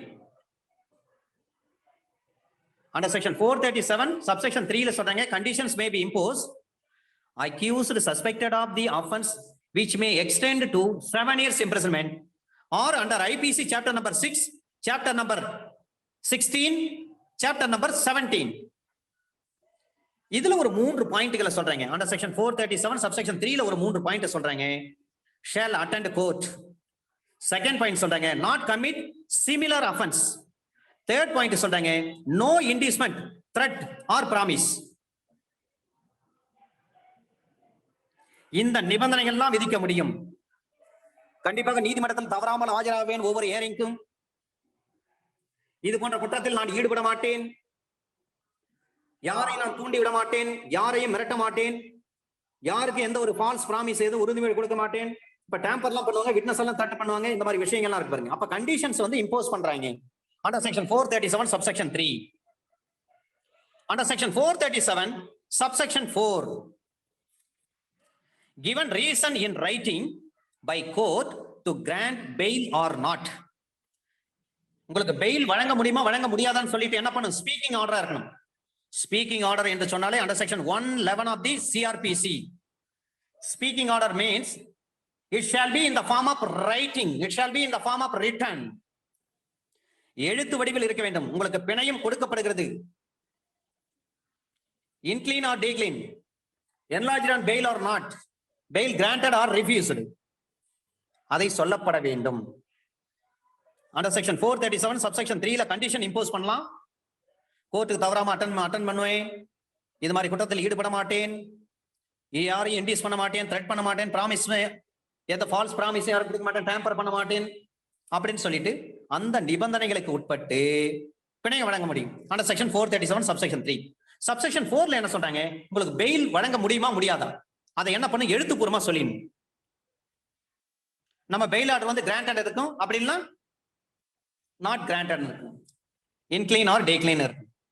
under section 437 subsection 4.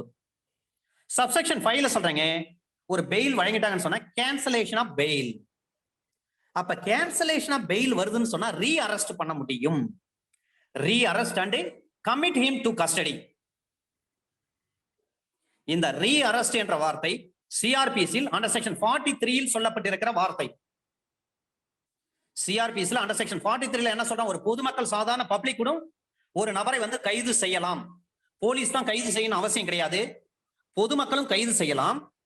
அப்படி கைது செய்யப்பட்ட நபரை ஒரு வீட்டுல நாம பிடிச்சு வச்சிருக்கலாம், கட்டி வச்சிருக்கலாம், ஒரு போஸ்ட்மார்ட்டம்ல கூட கட்டி வச்சிருக்கலாம். உடனே போலீஸுக்கு தகவல் சொல்லி போலீஸ் ஆபீசரை வரவழைத்து போலீஸ் ஆபீசர்ட்ட ஹேண்ட் ஓவர் பண்ணிடணும்.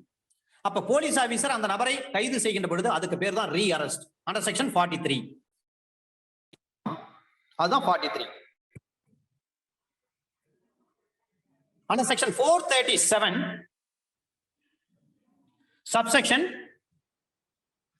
6, if trial is concluded within 60 days, அப்ப ட்ரையலை வந்து 60 நாட்களுக்குள்ளாக முடிக்க வேண்டும். Under section 437 subsection 7, reasonable grounds for believing that accused is not guilty, it shall release the accused.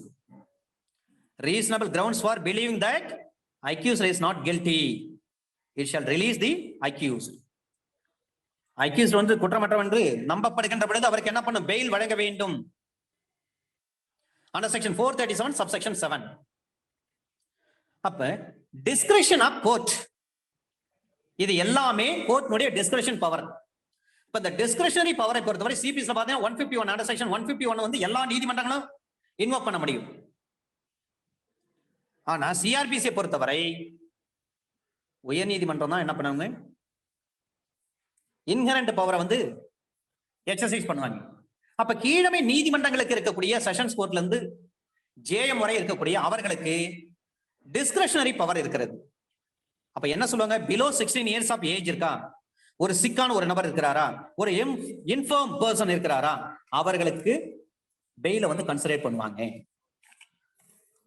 இப்ப ஒரு சில ஜட்ஜ்மெண்ட், வெரி இம்பார்ட்டன்ட் ஜட்ஜ்மெண்ட்டை நம்ம பார்த்துடலாம்.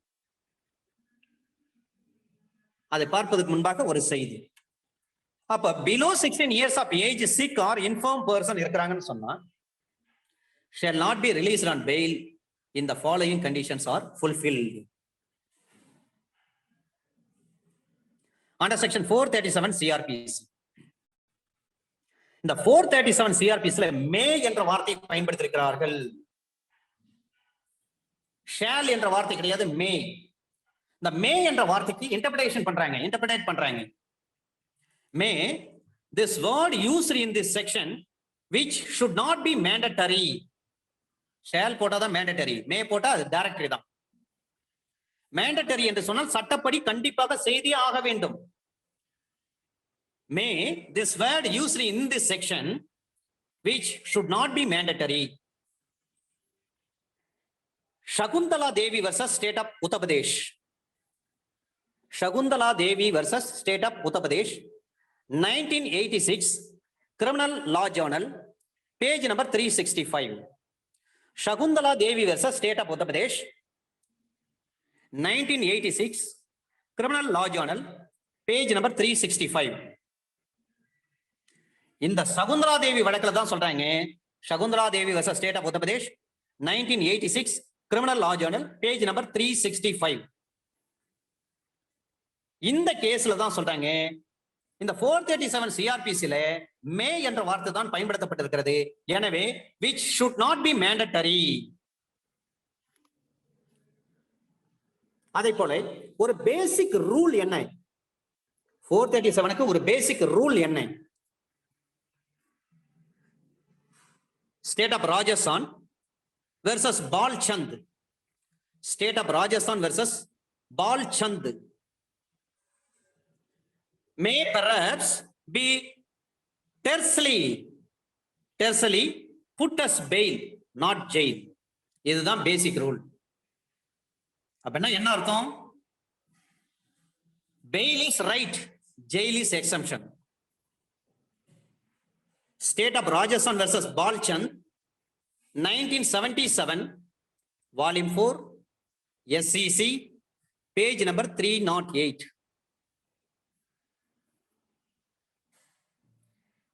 State of Rajasthan versus Balchand, 1977, volume 4, SCC, page number 308. இந்த வழக்குல தான் பேசிக் ரூல சொல்றாங்க. May perhaps be tersely put as bail, not jail. State of Rajasthan versus Balchand, 1977, volume 4, SCC, page number 308. இந்த 437க்கான பிரின்சிபல் சொன்ன வழக்கு, principles of fail. ஒரு பெயிலினுடைய principal என்ன, வரையறைகள் என்ன, கொள்கைகள் என்ன, கோட்பாடு என்ன? Principles of bail. Gudikanti Narasimhulu, Gudikanti Narasimhulu, versus public prosecutor. Gudikanti Narasimhulu versus public prosecutor. இந்த தீர்ப்பை எழுதியவர் ஒரு லெஜண்ட், மாண்புமிகு ஐயா VR கிருஷ்ண ஐயர் அவரால் எழுதப்பட்ட ஒரு தீர்ப்பு. இந்த Gudikanti Narasimhulu versus public prosecutor இதே வழக்கை இந்த வழக்கில் தீர்ப்பு சொல்வதற்கு முன்பாக மாண்புமிகு நீதி அரசர் ஐயா VR கிருஷ்ண ஐயர் அவர்கள் ஜுடிஷியல் டிஸ்கிரிஷன்னா என்ன, அப்ப இந்த elegant of words of Benjamin Cardozo, இந்த பெஞ்சமின் கார்டோசோ அந்த வார்த்தையை பார்க்கிறார். அந்த அயல்நாட்டு தீர்ப்பை மேற்கோள் காட்டிதான் இந்த Gudikanti Narasimhulu, Gudikanti KANTI Gudikanti Narasimhulu SIMHULU Narasimhulu versus public prosecutor 1978 volume 1 SCC page number 240. Gudikanti Narasimhulu versus public prosecutor 1978 volume 1 SCC page number 240. இந்த தீர்ப்பை வழங்கியவர் மாண்புமிகு நீதியரசர் ஐயா VR கிருஷ்ண ஐயர் அவர்களால் வழங்கப்பட்ட ஒரு தீர்ப்பு. அவர்தான் இந்த பெயிலுக்கான பிரின்சிபல்னா என்ன, principles of bail. Gudikanti Narasimhulu versus public prosecutor 1978 volume 1 SCC page number 240. இந்த டிஸ்கிரிஷன் பெயில் வழங்குவது என்பது நீதிமன்றத்தினுடைய விருப்பத்திற்கு உட்பட்டது. அந்த டிஸ்கிரிஷனை மட்டும் சொன்ன வழக்கு அண்டர் செக்ஷன் 437 சப்செக்ஷன் 3ல சொல்றாங்க பாருங்க, கண்டிஷன்ஸ் எல்லாம் சொல்றாங்க இல்லீங்களா, அதை பற்றி டிஸ்கஸ் பண்ண வழக்கு இந்த வழக்கு. Gurcharan Singh versus state Delhi administration. Gurcharan Singh versus state Delhi administration 1978 volume 1 SCC page number 118. இந்த வழக்குல சொல்றாங்க சார், ஒரு பெயில் விடுறாங்கன்னு சொன்னா அந்த நிபந்தனைகளை விதிப்பது, பெயில விடுவது, இதையெல்லாம் அந்த நீதிமன்றத்துடைய discretionary power. Under section 437 subsection 3 of CRPC discretion. Gurcharan Singh versus state Delhi administration. Gurcharan Singh versus state Delhi administration 1978 volume 1 SCC page number 118. அடுத்த கேஸ்ல personal liberty deprived when bail is refused. பெயிலே கொடுக்க முடியாதுன்னு சொன்னாங்கன்னா என்ன அர்த்தம்? உங்களுடைய தனிப்பட்ட உரிமை பறிப்பதாக அர்த்தம், தனிப்பட்ட உரிமை பாதிக்கப்படுகிறது என்ற அர்த்தம். Personal liberty deprived when bail is refused. Babu Singh versus state of Uttar Pradesh. Babu Singh versus state of UP. Babu Singh versus state of UP 1978 volume 1 SCC page number 579. Babu Singh versus state of UP 1978 volume 1 SCC page number 579. Personal liberty deprived when bail is refused. Babu Singh versus State of UP 1978 volume 1 SCC page number 579. Under article 21 ஐ பொறுத்து இது பாதிக்கப்படுகிறதா? 21 ஐ பொறுத்து பாதிக்கப்படுகிறதா? அப்ப article 21 எதை பற்றி பேசுகிறது? No person shall be deprived. அந்த வார்த்தை தான் சொல்லப்பட்டிருக்கிறது.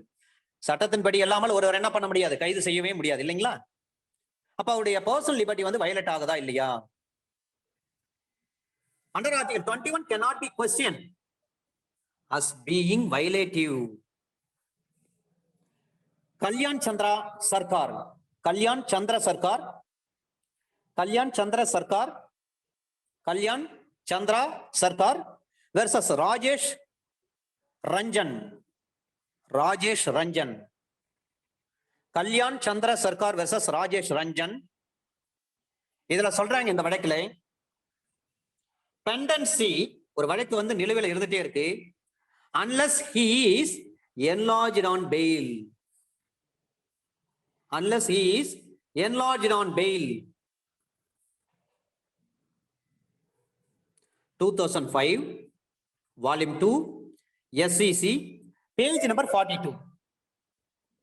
Article 21 cannot be questioned as being violative. இப்போ pendency of the case proceedings இருந்துட்டே இருக்கு unless he is enlarged on bail. 2005, volume 2, SEC, page number 42. Kalyan Chandra Sarkar versus Rajesh Ranjan, 2005, volume 2, SEC, page number 42. Sitaram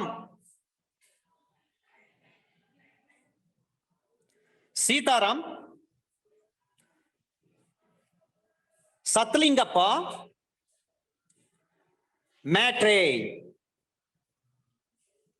Sitaram Satlingappa, Satlingappa, Satlingappa Matre, Mhetre, Matre. Sitaram Satlingappa Matre versus State of Maharashtra. இந்த வழக்குல சொல்றாங்க sir, personal liberty is very precious fundamental right. It should be curtailed only when it becomes imperative according to the peculiar facts and circumstances of the case. The Sitaram Satlingappa Matre versus State of Maharashtra, 2011, volume 1, SEC, page number 694. 2011, volume 1, SEC, page number 694. The Sitaram Satlingappa Matre versus State of Maharashtra, இந்த வழக்குல சொல்றாங்க, personal liberty is very precious fundamental right. It should be curtailed only when it becomes imperative according to the peculiar facts and circumstances of case. Sitaram Satlingappa Matre versus State of Maharashtra, 2011, volume 1, SEC, page number 694. அடுத்த வழக்கு, judges should not work in arbitrary manner. Discretionary power இருக்கின்றதுனால ஏதேச்ச அதிகாரத்தை பயன்படுத்தக்கூடாது. Judges should not work in arbitrary manner. Arbitrary manner. Sanjay Chandra versus CBI. Sanjay Chandra versus CBI, 2012, volume 1, SEC, page number 40. Judges should not work in arbitrary manner. Sanjay Chandra versus CBI, 2012, volume 1, SEC, page number 40. We are moving on under section 438, anticipatory bail. இந்த anticipatory பெயிலுடைய scope and ஆம்பிட்டை பத்தி சொன்ன வழக்கு ஏற்கனவே நம்ம பார்த்தோம் பாருங்க, Siddharam Satlingappa Mhetre versus state of Maharashtra, அந்த வழக்கு தான் சார். ஆன்டிசிபேட்டரி பெயிலுடைய ஸ்கோப் அண்ட் ஆம்பிட்டை பற்றி சொன்ன வழக்கு Siddharam Satlingappa Mhetre versus state of Maharashtra, 2011, volume 1, SEC, page number 694. Siddharam Satlingappa Mhetre versus state of Maharashtra. இந்த வழக்குல ரெண்டு விஷயங்களே டிஸ்கஸ் பண்ணிருக்காங்க. ஒன்று, முன்ஜாமீனுக்கான ஸ்கோப் அண்ட் ஆம்பிட்ட பத்தி சொன்ன வழக்கு இந்த வழக்கு. இரண்டாவது விஷயம், the personal liberty is very precious fundamental right. It should be curtailed only when it becomes imperative according to the peculiar facts and circumstances of case. 2011, volume 1, SEC, page number 694. Anticipatory பெயிலுடைய scope and ஆம்பிட்ட சொன்ன வழக்கும் இந்த வழக்கு தான். Siddharam Satlingappa Mhetre versus state of Maharashtra, 2011, volume 1, SEC, page number 694. அடுத்த வழக்கு, Balchand Jain, Balchand CHAND, Balchand Jain versus state of Madhya Pradesh. இல்ல சுப்ரீம் கோர்ட் சொல்றாங்க, supreme court has characterized anticipatory bail to mean a bail in anticipation. Balchand Jain versus state of Madhya Pradesh. இந்த வழக்குல சுப்ரீம் கோர்ட் தெளிவா சொல்லியிருக்காங்க. Supreme court has held that characterized anticipatory bail to mean a bail in anticipation. A bail in anticipation. இப்ப attempt, இந்த ஒரு contempt court இருக்கு. contempt court வந்து ஒரு anticipatory bail வழங்க முடியுமா? contempt court grants anticipatory bail. AIR 1977 Supreme Court, page number 2447. Balchand Jain versus State of Madhya Pradesh characterized anticipatory bail to mean a bail in anticipation. அப்ப contempt of court வந்து grants anticipatory bail, அதுவும் வழங்கலாம். AIR 1977 SC Supreme Court, SC என்று சொன்னால் Supreme Court, page number 2447. பொதுவாகவே சிஆர்பிஸ்ல வந்து anticipatory bail பற்றி தெளிவாக சொல்லப்படவில்லை. ஆனா தனி செக்ஷன் இருக்கு. 438 வந்து தனி செக்ஷன் இருக்கு, அது வேற. இப்ப anticipatory bail ஸ்கோப் அண்ட் ஆம்பிட்ட சொன்ன வழக்கு Siddharam Satlingappa Mhetre versus state of Maharashtra. anticipatory bailக்கான ஒரு கேரக்டரைஸ்டு anticipatory bailனா என்ன அர்த்தம்? அப்ப bail in anticipation அர்த்தம். அப்ப contempt court கூட can be granted anticipatory bail. AIR 1977 Supreme Court, page number 2447. Very very இம்பார்ட்டன்டான ஒரு ஜட்ஜ்மெண்ட். anticipatory bail என்று சொன்னாலே Gurbaksh Singh, Gurbaksh GURBAKSH, Gurbaksh Singh Sibbia SIBBIA Sibbia, Gurbaksh Singh Sibbia versus state of Punjab. Gurbaksh Singh Sibbia versus state of Punjab. AIR 1980 Supreme Court, page number 1632. AIR 1980 Supreme Court, page number 1632. இந்த வழக்குல சொல்றாங்க sir, it was enacted to protect those people who are implicated by their rivals in false cases for the purpose of disgracing them or for other purposes by detaining them. அவங்களை disgrace பண்ணணும் அப்படின்னா detain பண்ண ஒரு false case கொடுத்து, அதுக்காக தான் it was enacted to protect those people who are implicated by their rivals. எதிர்பார்த்து யாரோ அவங்க மூலமா என்ன பண்றாங்க, ஒரு false case foisted the case அல்லது ஒரு ஃபால்ஸ் கேஸ் வந்து இம்ப்ளிகேட் பண்றாங்கன்னு சொன்னா அது என்ன purpose? for the purpose of disgracing them or for other purposes by detaining them in jail. Gurbaksh Singh Sibbia versus state of Punjab. AIR 1980 Supreme Court, page number 1632. Very standard authority. அத்தனை guidelines கொடுக்கப்பட்ட ஒரு தீர்ப்பு இந்த தீர்ப்பு. ஆன்டிசிபேட்டரி பெயில்னு சொன்னாவே இந்த குர்பாக்ஸ் சிங் சிபியா அந்த வழக்கை நீங்க தரவா படிச்சிட்டீங்கன்னா போதும் சார். நீங்க ஏபி எப்படி வாங்கலாம்னு சில நேரங்களில் பாத்தீங்கன்னா சில நீதிமன்றங்கள் கூட ஏபி போட்டிருக்கேன்னு சொன்னா அவங்க என்ன உத்தரவு போடுறாங்கன்னா அதுதான் கொஞ்சம் வருத்தமா இருக்கு. அந்த உத்தரவுல ஏபில நீங்கள் கீழமை நீதிமன்றத்தில் சென்று பிணை பெற்றுக் கொள்ளலாம் அப்படின்னு. You have to approach the lawyer court to get the bail அப்படின்ற வார்த்தை வரும். அங்க மூவ் பண்ணுங்க. ஆனா குர்பாக்ஸ் சிங் சிபியா வழக்கு versus state of Punjab AIR 1980 Supreme Court, page number 1632. இந்த வழக்கில் தெளிவா சொல்லப்பட்டிருக்கிறது, அது போன்ற ஒரு நிபந்தனை விதிக்கவே கூடாது. Very standard authority sir. Anticipatory bail சொன்னாவே Gurbaksh Singh Sibbia versus state of Punjab AIR 1980 Supreme Court, page number 1632. State of Madhya Pradesh and another versus Ramakrishnan Balotia. State of Madhya Pradesh and another, State of MP and another versus Ramakrishnan கிடையாது sir, Ramkrishnan RAMKISHAN Ramkrishnan Balothia BALOTHIA Balothia. State of Madhya Pradesh and another versus Ramkrishnan Balothia. இந்த வழக்கில் discuss பண்றாங்க article 14 article 21 இதை violate பண்ணுதான்னு கேட்கறாங்க. Article 14 article 21 not violative of constitution of India. இதை சொன்ன வழக்கு State of Madhya Pradesh and another versus Ram Kishan Balotia, 1995, volume 3, SEC, page number 221. 1995, volume 3, SEC, page number 221. State of Madhya Pradesh and another versus Ram Kishan Balotia, 1995, volume 3, SEC, page number 221. அப்ப இந்த AB போடுற 438 பொறுத்தவரை article 14 article 21 வந்து violate பண்ணவில்லை. அடுத்த வழக்கு Adri Dharmadas versus state of West Bengal, state of WB போடுங்க. Adri ADRI, Adri ABCD வருது பாருங்க, அந்த D ADRI, Adri Dharmadas DHAR, sorry Dharamdas, Adri தரம்தாஸ்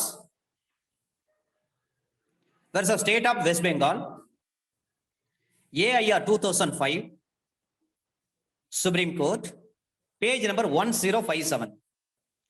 Adri Dharamdas versus State of West Bengal, AIR 2005, Supreme Court, page number 1557.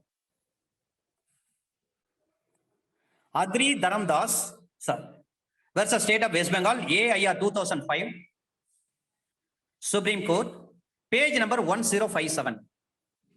In the 438 CRPC, under section 438 CRPC is extraordinary and is exercisable only in exceptional cases. விதிவிலக்கான ஒரு வழக்குகளில் மட்டுமே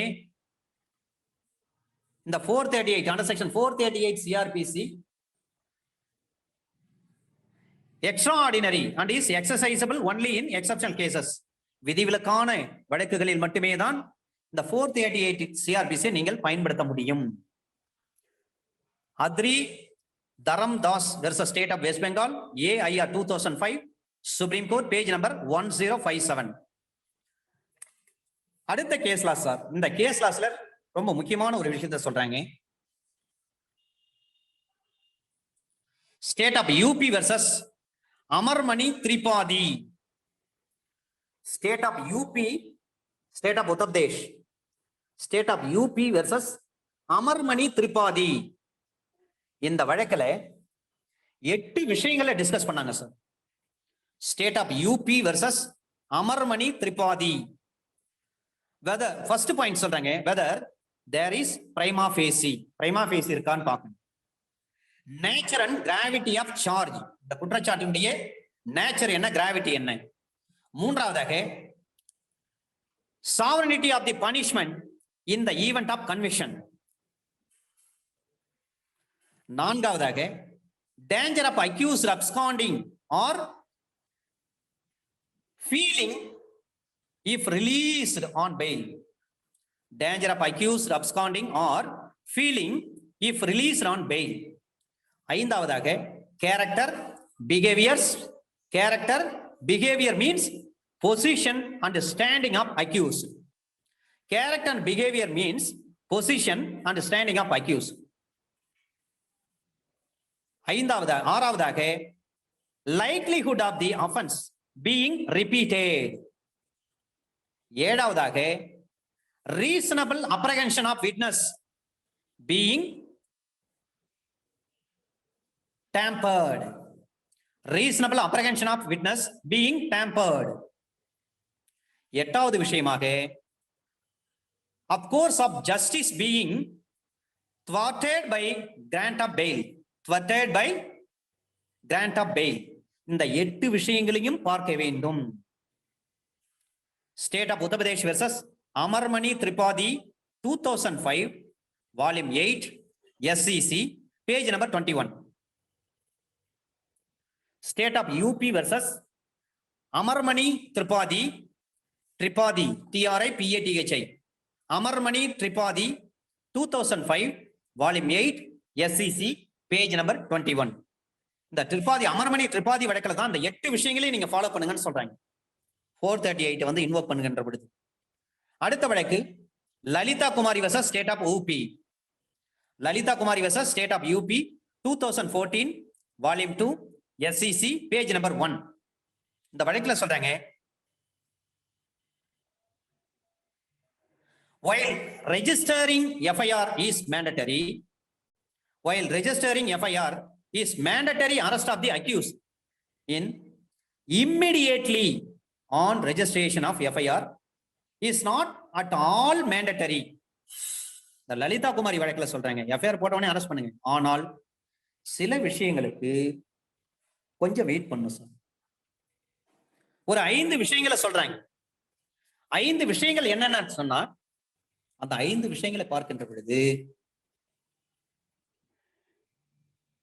ஒரு family dispute இருக்கு, marriage சம்பந்தமான ஒரு dispute இருக்குன்னா அவளை சீக்கிரம் நீங்க வந்து எஃப்ஐஆர் போட்டு அரெஸ்ட் பண்ணாதீங்க. ஒரு கூட்டுறவு வங்கி சம்பந்தமான ஒரு வழக்கு இருக்கு, கோஆபரேட்டிவ் சொசைட்டி சம்பந்தமான ஒரு வழக்கு, அவளை சீக்கிரம் கேஸ் போட்டு எஃப்ஐஆர் ரிமாண்ட் பண்ணாதீங்க.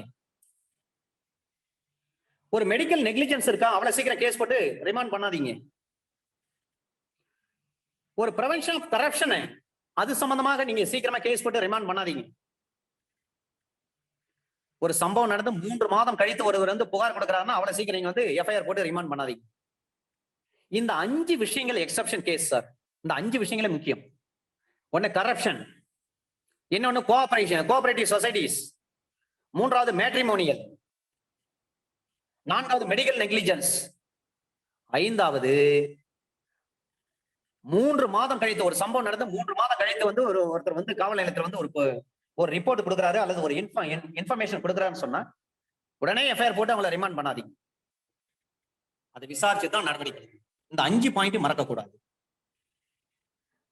இந்த 438 சொன்னவனே டாக்டர் சுபாஷ் Kashinath Mahajan versus state of Maharashtra, இதனுடைய கிரிமினல் அப்பீல் நம்பர் 416/2018. இதுவும் 438 தான் வருது சார். ரைட், இந்த வழக்கை அடுத்த வழக்கோட சேர்த்து பார்க்கலாம். இப்ப டிஃபால்ட் பெயில். டிஃபால்ட் பெயில்னா என்ன? Default bail means under section 167 subsection 2 of CRPC படி pre-trial detention or grave. I means ஒரு 10 ஆண்டுகள் ஒரு அக்யூஸ் அவரால் செய்யப்பட்ட குற்றம்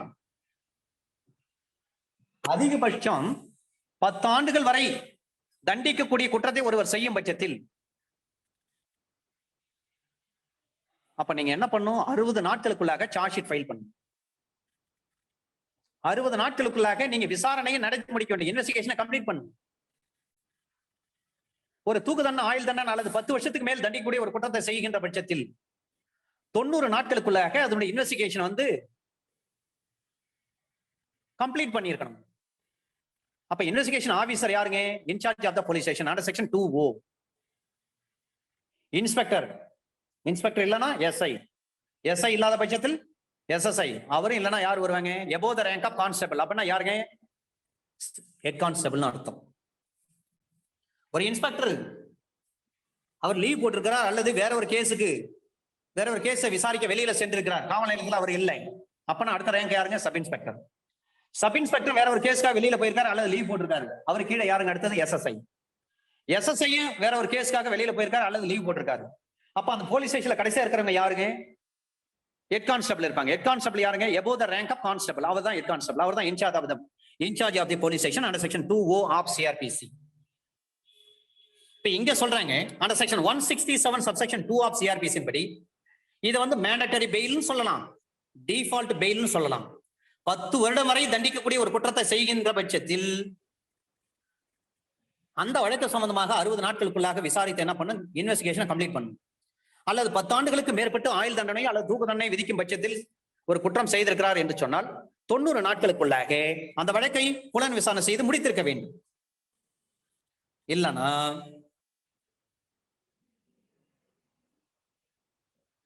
அவருக்கு மேண்டட்டரி பெயில் கொடுக்க வேண்டும். Under section 167 subsection 2 the pre-trial detention or grave. அப்ப defendant presumed innocent are subject to psychological and physical deprivations of jail life.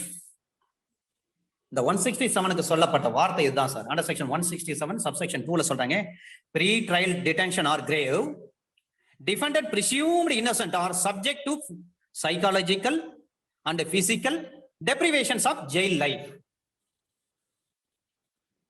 State of UP, State of Uttar Pradesh versus Lakshmi Brahman. Lakshmi Brahman. LAXMI, Lakshmi. LAXMI, Lakshmi. State of UP versus Lakshmi Brahman. BRAHMAN, Brahman. Lakshmi Brahman. State of UP versus Lakshmi Brahman. AIR 1983 Supreme Court, page number 439. AIR 1983 Supreme Court, page number 439. இதுல சொல்றாங்க expiry of statutory period. அப்படின்னா 10 வருஷம் வரல தண்டிக்கூடிய குற்றமாக இருக்கும் பட்சத்தில் 60 நாட்களுக்குள்ளாக அவர் என்ன பண்ண இன்வெஸ்டிகேஷன் செய்து முடித்திருக்க வேண்டும். இல்லைன்னா சொல்ல அவர் ஆட்டோமேட்டிக் என்ன பண்ணும், பெயில விட்டுடணும். Under section 167 subsection 2. 10 ஆண்டுகளுக்கு மேற்பட்டு தூக்கு தண்டனையோ ஆயுள் தண்டனையோ விதித்து தண்டிக்கப்படக்கூடிய ஒரு குற்றம் செய்திருக்கிறார் என்று சொல்லி அது சம்பந்தமாக புலன் விசாரணை அதிகாரி புலன் விசாரணை செய்கின்ற பொழுது 90 நாட்களுக்குள்ளாக புலன் விசாரணை செய்து முடித்திருக்க வேண்டும். இல்லை என்று சொன்னால் அண்டர் செக்ஷன் 167 சப்செக்ஷன் 2 படி அந்த அக்யூஸ்ட பெயில விட்டுடணும். இது மேண்டட்டரி பெயில் என்று சொல்வார்கள் அல்லது டிஃபால்ட் பெயில் என்று சொல்வார்கள். இதுதான் சொல்றாங்க expiry of statutory period. State of UP versus Laxmi Brahman, AIR 1983 supreme court, page number 439. AIR 1983 supreme court, page number 439. அடுத்த வழக்கு Sanjay Dutt versus state through CBI. Sanjay Dutt, நடிகர் சஞ்சய் தத் அவர் வழக்கு இது. Sanjay Dutt versus state through CBI. இதுல சுப்ரீம் கோர்ட் சொல்றாங்க, supreme court held that this indefeasible right, இந்த வார்த்தை தான் பயன்படுத்துறாங்க. Indefeasible right of person accused of an offense to be released on bail. Further, such accused person continues to remain in custody until he furnished bail. Sanjay Dutt versus state through CBI. இதுல supreme court என்ன பண்றாங்க, held that this indivisible right of person, indivisible right of person, இந்த வார்த்தை தான் பயன்படுத்துறாங்க. indivisible right, அந்த வார்த்தை தான் பயன்படுத்துறாங்க. This indivisible right of person accused of an offense to be released on bail. Sanjay Dutt versus state through CBI, 1994, volume 5, SEC, page number 410. 1994, volume 5, SEC, page number 410. Sanjay Dutt versus state through CBI, 1994, volume 5, SEC, page number 410. அடுத்த வழக்கு Suresh Jain versus state of Maharashtra. Suresh Jain versus state of Maharashtra, 2013, volume 3, SEC, page number 77. Suresh Jain versus state of Maharashtra, 2013, volume 3, SEC, page number 77. இந்த வழக்கிலும் indivisible right இந்த வார்த்தை தான் பயன்படுத்தாங்க. The magistrate is mandatorily required to release the accused person. The magistrate is mandatorily required to release the accused person. கண்டிப்பாக அவர் பெயில்ல விட்டு தான் ஆகணும். சில நேரங்களில் 167 சப்செக்ஷன் 2ல நம்ம பெயில் பேஷன் ஜுடிஷியல் மேஜிஸ்ட்ரேட் கோர்ட்ல போடுறப்ப ஜேஎம் சொல்லுவாரு, இல்லைங்க நான் ஏபிபிக்கு நோட்டீஸ் கொடுக்கணும்னு சொல்லுவாரு. அந்த மாதிரி ஏபிபிக்கு நோட்டீஸ் கொடுக்கணும்னு சொல்றது தவறான சட்டம். வரை நோட்டீஸ் கொடுக்க வேண்டிய அவசியம் கிடையாது. சிஆர்பிசில எந்த இடத்துலயும் சொல்லப்படலை. ஆனால் 7 வருடங்களுக்கு மேற்பட்டு தண்டிக்கக்கூடிய குற்றமாக இருக்கும் பட்சத்தில் பப்ளிக் ப்ராசிக்யூட்டருக்கு நோட்டீஸ் கொடுக்கலாம். அதான் சிஆர்பிசில சொல்லப்பட்டிருக்கிறது. Sir right. Suresh Jain versus state of Maharashtra, 2013, volume 3, SEC, page number 77. Indivisible right. The magistrate is mandatorily required to release the accused person. அப்ப any detention beyond the prescribed period would be illegal. இந்த Suresh Jain versus state of Maharashtra இந்த வழக்கில் எவ்வளவு விஷயங்கள் சொல்றாங்க பாருங்க. Any person, அத any detention beyond the prescribed period. Beyond the prescribed period என்ன அர்த்தம்? 10 வருஷம் வந்து தண்டிக்கூடிய குற்றமாக இருந்தா 6 மாசத்துக்குள்ள 60 நாட்களுக்குள்ளாக வழக்கு புலன் விசாரணை முடிச்சிருக்கணும். அல்லது 10 வருஷத்துக்கு மேற்பட்ட ஆயுள் தண்டனை தூக்கு தண்டனை விதிக்கூடிய ஒரு குற்றம் செய்திருக்கும் பட்சத்தில் புலன் விசாரணை 90 நாள்ல முடிச்சிருக்கணும். அதுதான் பிரெஸ்கிரைப்டு பீரியட். அப்ப any detention beyond the prescribed period would be illegal. 2013 volume 3 SEC page number 77. அடுத்த வழக்கு Rakesh Kumar Paul, Rakesh RAKESH, Rakesh Kumar Paul PAUL Paul, Rakesh Kumar Paul versus state of Assam. Rakesh Kumar Paul versus state of Assam. இந்த வழக்கு இது SLP criminal number, specially petition போடுறாங்க. SLP 136 உங்களுக்கு தெரிஞ்ச விஷயம் தான். SLP criminal number 2019 of 2017, SLP criminal number 2009 of 2017. 2009 எந்த வருஷம் பாத்தீங்கன்னா 2017 இந்த வழக்கு போடுறாங்க. SLP criminal. இந்த Rakesh Kumar Paul versus state of Assam இந்த வழக்குல என்ன சொல்றாங்கன்னா, if police failed to file charge sheet within 60 days of his arrest for offense punishable with imprisonment up to 10 years, 10 வருஷம் வரலையும் தண்டிக்கக்கூடிய ஒரு குற்றத்தை செய்திருக்கிற ஒரு அக்யூஸ்ட் இருக்கிறாருன்னு சொன்னா, அந்த வழக்கை பொறுத்து 60 நாட்களுக்குள்ளாக புலன் விசாரணை நடத்தி முடிக்கப்பட்டிருக்க வேண்டும். இல்லைன்னா ஒரு பெயில் விட்டுருங்க. Rakesh Kumar Paul versus state of Assam, SLP criminal number 2009 of 2017. சரிங்க, இன்டரிம் பெயில் விட முடியுமா? அது ஒரு கேள்வி. இன்டரிம் பெயில் விட முடியுமா? விட முடியும். அப்ப இன்டரிம் பெயில் விடுறாங்கன்னு சொன்னா அது என்ன power? Repository power. Repository power, REPOSITORY, repository power. அதான் இன்டரிம் பெயில். அப்ப இன்டரிம் பெயில் விடுறாங்கன்னா எந்த provision? Under section 437 subsection 2 interim bail. Under section 437 subsection 2ல வந்து இன்டரிம் பெயில் விட முடியும்.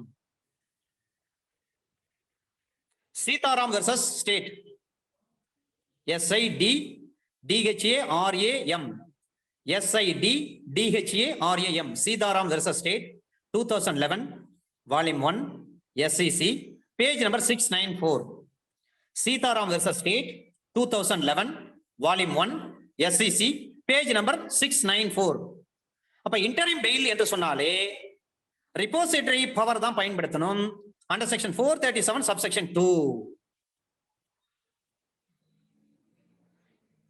இதே இந்த இன்டரிம் பெயில பற்றி லால் கமலேந்திரா வெர்சஸ் ஸ்டேட் இந்த வழக்கிலையும் சொல்றாங்க. இது 2009ல வந்த வழக்கு. Lal Kamalendra versus state 2009 volume 4 SEC page number 437. Lal Kamalendra versus state 2009 volume 4 SEC page 439. இப்ப இன்டரிம் பெயில்னா அண்டர் செக்ஷன் 437 சப்செக்ஷன் 2. நான் ஒரு இன்டரிம் பெயில் எடுத்தேன் சார். மெட்ராஸ்ல ஒரு வீட்டுல 3 பேர் இறந்துட்டாங்க. 2 பெண், 2 பேருமே வந்து டாக்டரேட் பட்டம் பெற்றாங்க. அது தமிழ்ல வந்து டாக்டரேட். அவங்களுடைய அம்மா 3 பேர் இறந்துட்டாங்க. ஒரே நேரத்துல 3 பேருமே சூசைட் பண்ணிக்கிறாங்க. அவங்களுடைய அப்பா வந்து இந்து அறநிலைத்துறையில வந்து வேலை செஞ்சுட்டு இருந்தார். அவர் சில பேர்கிட்ட பணம் வாங்கி உங்களுக்கு வேலை வாங்கி தரேன்னு சொல்லிட்டு, அல்லது பிளாட் வாங்கி தரேன்னு சொல்லிட்டு, இடம் வாங்கி தரேன்னு சொல்லிட்டு நிறைய பேர்கிட்ட பணம் வாங்கிட்டார். ஒரு கவர்மெண்ட் ஸ்டாஃபா இருந்து கொண்டே. பிறகு அந்த பணத்தை அவரால் வந்து திருப்பி தர முடியல. போலீஸ் கேஸ் ஆச்சு. அவரை பிடிச்சி ரிமாண்ட் பண்றாங்க. அடுத்ததாக அவங்க மனைவி 2 பிள்ளைகளையும், பெண் பிள்ளைகள் 2 பேரும் திருமணம் ஆகாதவங்க, ஸ்பின்ஸ்டர், 2 பேருமே வந்து டாக்டரேட் பண்ணியிருக்காங்க. அதுவும் தமிழ்ல டாக்டரேட், PhD பண்ணியிருக்காங்க. அவங்கள விசாரிக்க சென்னைக்கு போலீஸ் வரப்போகிறது என்ற தகவல் கிடைத்தவுடன் அவங்க பயந்து போய் 3 பேருமே அட் எ டைம்ல இறந்து போயிட்டாங்க. சூசைட் பண்ணிக்கிறாங்க. அவங்களுடைய ஹஸ்பண்ட் பாத்தீங்கன்னா கடலூர் சென்ட்ரல் பிரிசன்ல இருந்தார். உடனே இந்த தகவல் கிடைச்ச பிறகு நான் இன்டரிம் பெயில் அப்ளை பண்ணேன். மெட்ராஸ் ஹைகோர்ட்ல பிராக்டிஸ் பண்ணேன். ஐயா தான் வந்து இங்க JM இருந்தார். உடனே சாப்பிட கூட இல்லை. ஜட்ஜ் ஐயா நேரா வந்துட்டார். இன்டரிம் பெயில் அலோவ் பண்ணிட்டார். இப்ப இன்டரிம் பெயில் வந்து அலோவ் பண்றப்ப சூரிட்டி கொடுக்கணுமா வேண்டாமா? சூரிட்டி கொடுக்க கூடாது. சூரிட்டி கொடுக்க வேண்டிய அவசியம் கிடையாது. அப்ப ஜட்ஜ் என்ன சொன்னாரு? என்ன மீனிங்லெஸ்ஸா சொல்றீங்க நீங்க? என்ன மீனிங்லெஸ்ஸா பேசுறீங்க? எவ்வளவு பெரிய சீரியஸான விஷயம் அது. எதுக்கு சூரிட்டி? சூரிட்டியே தேவையில்லை அப்படின்னு சொல்லிட்டு சூரிட்டியே வேண்டாம். பிரஸ் எல்லாம் வந்தாங்க. ஆனா இந்த விஷயத்தை வந்து வெளியில வரவே கூடாதுன்னு சொல்லி தடுத்து நிறுத்திட்டோம். அப்ப interim bail under section 437 subsection 2 படி இன்டரிம் பெயில் கிடைக்கும், உண்டு. ரெப்போசிட்டரி பவர் தான் யூஸ் பண்றாங்க. Sitaram versus state 2011 volume 1 SEC page number 694. அதே மாதிரி சுக்வந்த் சிங் வெர்சஸ் ஸ்டேட் அந்த வழக்கிலும் சொல்றாங்க 2009 வால்யூம் 7 SEC பேஜ் நம்பர் 559. அப்ப இன்டரிம் பெயில் கொடுக்கின்ற பொழுது இன்ஹரண்ட் பவரை வந்து யூஸ் பண்ணுங்க அப்படின்னு சொல்றாங்க. Deepak Bajaj versus state of Maharashtra இந்த வழக்குல சொல்றாங்க, நீங்க இன்டரிம் பெயில் கொடுக்குறீங்கன்னு சொன்னா உங்களுடைய இன்ஹரண்ட் பவரை வந்து நீங்க யூஸ் பண்ணுங்க. Inherent power to grant interim bail, Deepak Bajaj versus state of Maharashtra இந்த வழக்குல சொல்றாங்க. அண்டர் செக்ஷன் 389 CRPC பொறுத்தவரை. அடுத்தது அண்டர் செக்ஷன் 389 நம்ம 438 பார்த்துட்டோம். இப்ப 389ல பெயில். அண்டர் செக்ஷன் 389 CRPC பொறுத்தவரை suspension of sentence. Suddu Kumar versus state of Bihar. Suddu Kumar SUDDU Suddu Kumar versus state of Bihar. Criminal appeal, இது டிவிஷன் பெஞ்ச் கொடுத்த தீர்ப்பு. இது கிரிமினல் அப்பீல் வித்தின் பிராக்கெட்ல DB போடுங்க. 583 of 2015. Suddu Kumar versus state of Bihar. Criminal appeal DB 583 583 of 2015. அடுத்த வழக்கு இந்த டிவிஷன் பெஞ்ச் கொடுத்த இன்னொரு வழக்கு. இந்த வழக்குல என்ன சொல்றாங்கன்னா, இந்த 389 CRPC ஸ்கோப் என்ன? இதனுடைய scope of 389 CRPC is what? Atul Tripathi versus state of Uttar Pradesh. Criminal appeal number 1516 of 2014. Atul Tripathi versus state of Uttar Pradesh. இந்த வழக்குல தான் சொல்றாங்க 389 ஸ்கோப்னா என்ன, அதனுடைய ஸ்கோப் என்ன? இப்ப 389ல நம்ம என்ன பண்றோம்? ஒரு பெட்டிஷன் போடுறோம். அண்டர் செக்ஷன் 389 சப்செக்ஷன் 3ல நம்ம ஒரு பெட்டிஷன் போடுவோம். ட்ரையல் கோர்ட் வந்து கன்விக்ஷன் பண்ணிட்டாங்க அப்படின்னு சொன்னா என்ன பண்ணுவோம்? அவரை ஜெயிலுக்கு அனுப்பணும்னு சொல்றப்ப சஸ்பென்ஷன் பெட்டிஷன் போடுறோம். அவரை ஜெயிலுக்கு அனுப்பக்கூடாதுன்னு சொல்லிட்டு சஸ்பெண்ட் பண்ணுங்க. அப்ப அந்த கன்விக்ஷனை எக்ஸிக்யூட் பண்றது வந்து என்ன பண்ணும்? எக்ஸிக்யூட் பண்றதை சஸ்பெண்ட் பண்ணுங்க அப்படின்னு சொல்லி சஸ்பென்ஷன் பெட்டிஷன் போடுறோம் பாருங்க. Under section 389 suspension of sentence என்று அர்த்தம். இதனுடைய ஸ்கோப்பை சொன்ன வழக்கு இது டிவிஷன் பெஞ்ச் கொடுத்த தீர்ப்பு. Atul Tripathi versus state of Uttar Pradesh. Criminal appeal number 1516 of 2014. Under section 389 CRPC. இப்போ 439 பார்ப்போம். அண்டர் செக்ஷன் 439 பொறுத்தவரை powers of sessions court and high court in custody release on bail. கஸ்டடியில் இருக்கின்ற பொழுது ஜூரிசெக்ஷன் நான் ஏற்கனவே சொல்லியிருக்கிறேன். நிறைய ஜூரிசெக்ஷன் இருக்கு. பெக்குனரி ஜூரிசெக்ஷன்ல இருந்து, அப்பலட் ஜூரிசெக்ஷன்ல இருந்து, ஒரிஜினல் ஜூரிசெக்ஷன்ல இருந்து, ஒரிஜினல் ஆர்டினரி ஜூரிசெக்ஷன்ல இருந்து, ரிவிஷனல் ஜூரிசெக்ஷன்ல இருந்து, மால் ஜூரிசெக்ஷன், மிஸ் ஜூரிசெக்ஷன், நான் ஜூரிசெக்ஷன், இப்படி நிறைய ஜூரிசெக்ஷன் இருக்கு. அதை போல சிஆர்பிசில கன்கரண்ட் ஜூரிசெக்ஷன் இருக்கிறது. கன்கரண்ட் பொதுவா வந்து செஷன்ஸ் கோர்ட் வந்து ஜூரிசெக்ஷன் கிடையாது அண்டர் செக்ஷன் 193 சிஆர்பிசி. ஆனால் கன்கரண்ட் ஜூரிசெக்ஷன் இருக்கிறது. அது செஷன்ஸ் கோர்ட்டுக்கும் பொருந்தும், ஹை கோர்ட்டுக்கும் பொருந்தும். Under section 439 powers of sessions court and high court in custody. ஒரு அக்யூஸ்ட் வந்து இன் கஸ்டடியில் இருக்காருன்னா அவர் release on bail. He has to be released on bail. அப்ப 439ல ஒரு பெட்டிஷன் போறீங்கன்னு சொன்னா இந்த இடத்துல தான் பப்ளிக் ப்ராசிக்யூட்டருக்கு என்ன பண்ணுவாங்க? நோட்டீஸ் கொடுப்பாங்க. அந்த குற்றம் 7 ஆண்டுகளுக்கு மேற்பட்டு தண்டிக்கக்கூடிய குற்றமாக இருக்கும் பட்சத்தில் பப்ளிக் ப்ராசிக்யூட்டருக்கு நோட்டீஸ் வந்து shall be given to him. ஒரு காலகட்டத்தில் வந்து பப்ளிக் ப்ராசிக்யூட்டர் கிட்ட சார்ஜ் ஷீட்டை கொண்டு வந்து கொடுப்பாங்க. அவர் சாங்ஷன் கொடுத்த பிறகுதான் அந்த வழக்கு நேரா போகும். அப்புறம் தான் அது SCA நம்பர் ஆகும், PRC SC ஆக மாறும். ஆனா இப்ப அதெல்லாம் கிடையவே கிடையாது. பப்ளிக் ப்ராசிக்யூட்டர் கிட்ட சாங்ஷன் வாங்க வேண்டிய அவசியமே கிடையாது. இது ஜெனரலா நீங்கள் தெரிந்து கொள்ள வேண்டும். Under section 439 பொறுத்த powers of sessions court and high court in custody of accused person has to be released on bail. இப்ப பப்ளிக் ப்ராசிக்யூட்டருக்கு என்ன பண்ணணும், நோட்டீஸ் கொடுப்பாங்க. இப்ப இந்த 439 எங்கே வருகிறது? Magistrate imposed condition. 439 கேபிட்டல் ஏவில் என்ன பண்ணுவோம் நம்ம? செஷன்ஸ் கோர்ட்டு அல்லது ஹை கோர்ட்டு, அது எந்த நீதிமன்றம் கொடுக்குறாங்களோ, பெயில் கொடுக்குறாங்களோ அவங்க கிட்ட என்ன பண்ணலாம், கண்டிஷன் மாடிஃபிகேஷன் பெட்டிஷன் போட முடியும். கண்டிஷன் வந்து என்ன பண்ணும், ரத்து பண்றதுக்கு மனு போடுறோம். கண்டிஷன் ஆல்டர் பண்ணுங்க, கண்டிஷன் மாடிஃபை பண்ணுங்க. Under section 439 capital A. Now we are moving on cancellation of bail. Ram Govind Upadhyay, Ram Govind Upadhyay, UPADHYA, Upadhyay, Ram Govind Upadhyay versus Sudarshan Singh. Sudarshan Singh. Ram Govind Upadhyay versus Sudarshan Singh.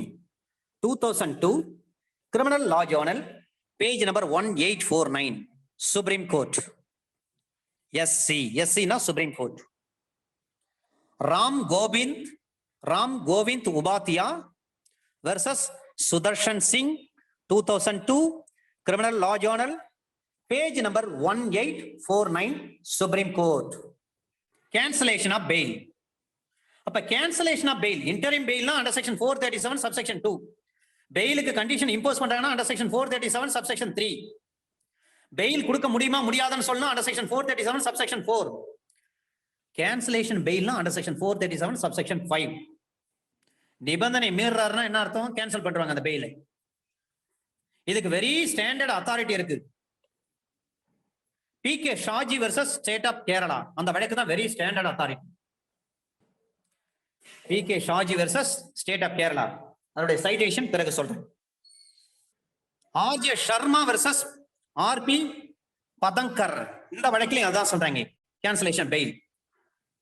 Supreme court இந்த வழக்கில் சொல்றாங்க Dolatram DOLAT, Dolatram versus state of Haryana, Dolatram versus state of Haryana, 1955 volume 1 SCC, page number 349, very standard authority. Daulatram versus state of Haryana, under section 437 subsection 5 of CRPC in body cancellation of bail. Daulatram versus state of Haryana, 1955 volume 1 SCC, page number 349. Daulatram versus state of Haryana, 1955 volume 1 SCC, page number 349. இப்ப other acts நம்ம பார்த்தோம். NDPS ஆக்ட்ல fail எந்த செக்ஷன்ல போடுவாங்க? NDPS ஆக்ட்ல under section 37 படி fail petition போட முடியும். Shailendra Kumar Gupta alias Shailu, Shailendra Kumar Gupta SHAILENDRA, Shailendra Kumar Gupta, sorry Gupta கிடையாது Guba, Shailendra Kumar Guba alias Shailu SHILU, Shailu, Shailendra Kumar Guba alias Shailu versus state of Uttar Pradesh. இப்ப லேட்டஸ்டா வந்த ஜட்ஜ்மெண்ட் சார், இது மார்ச் மாசம் 5ஆம் தேதி 2020 வந்த ஜட்ஜ்மெண்ட் இது. Shailendra Kumar Guba alias Shailu versus state of Uttar Pradesh. இதுல என்ன சொல்றாங்கன்னா,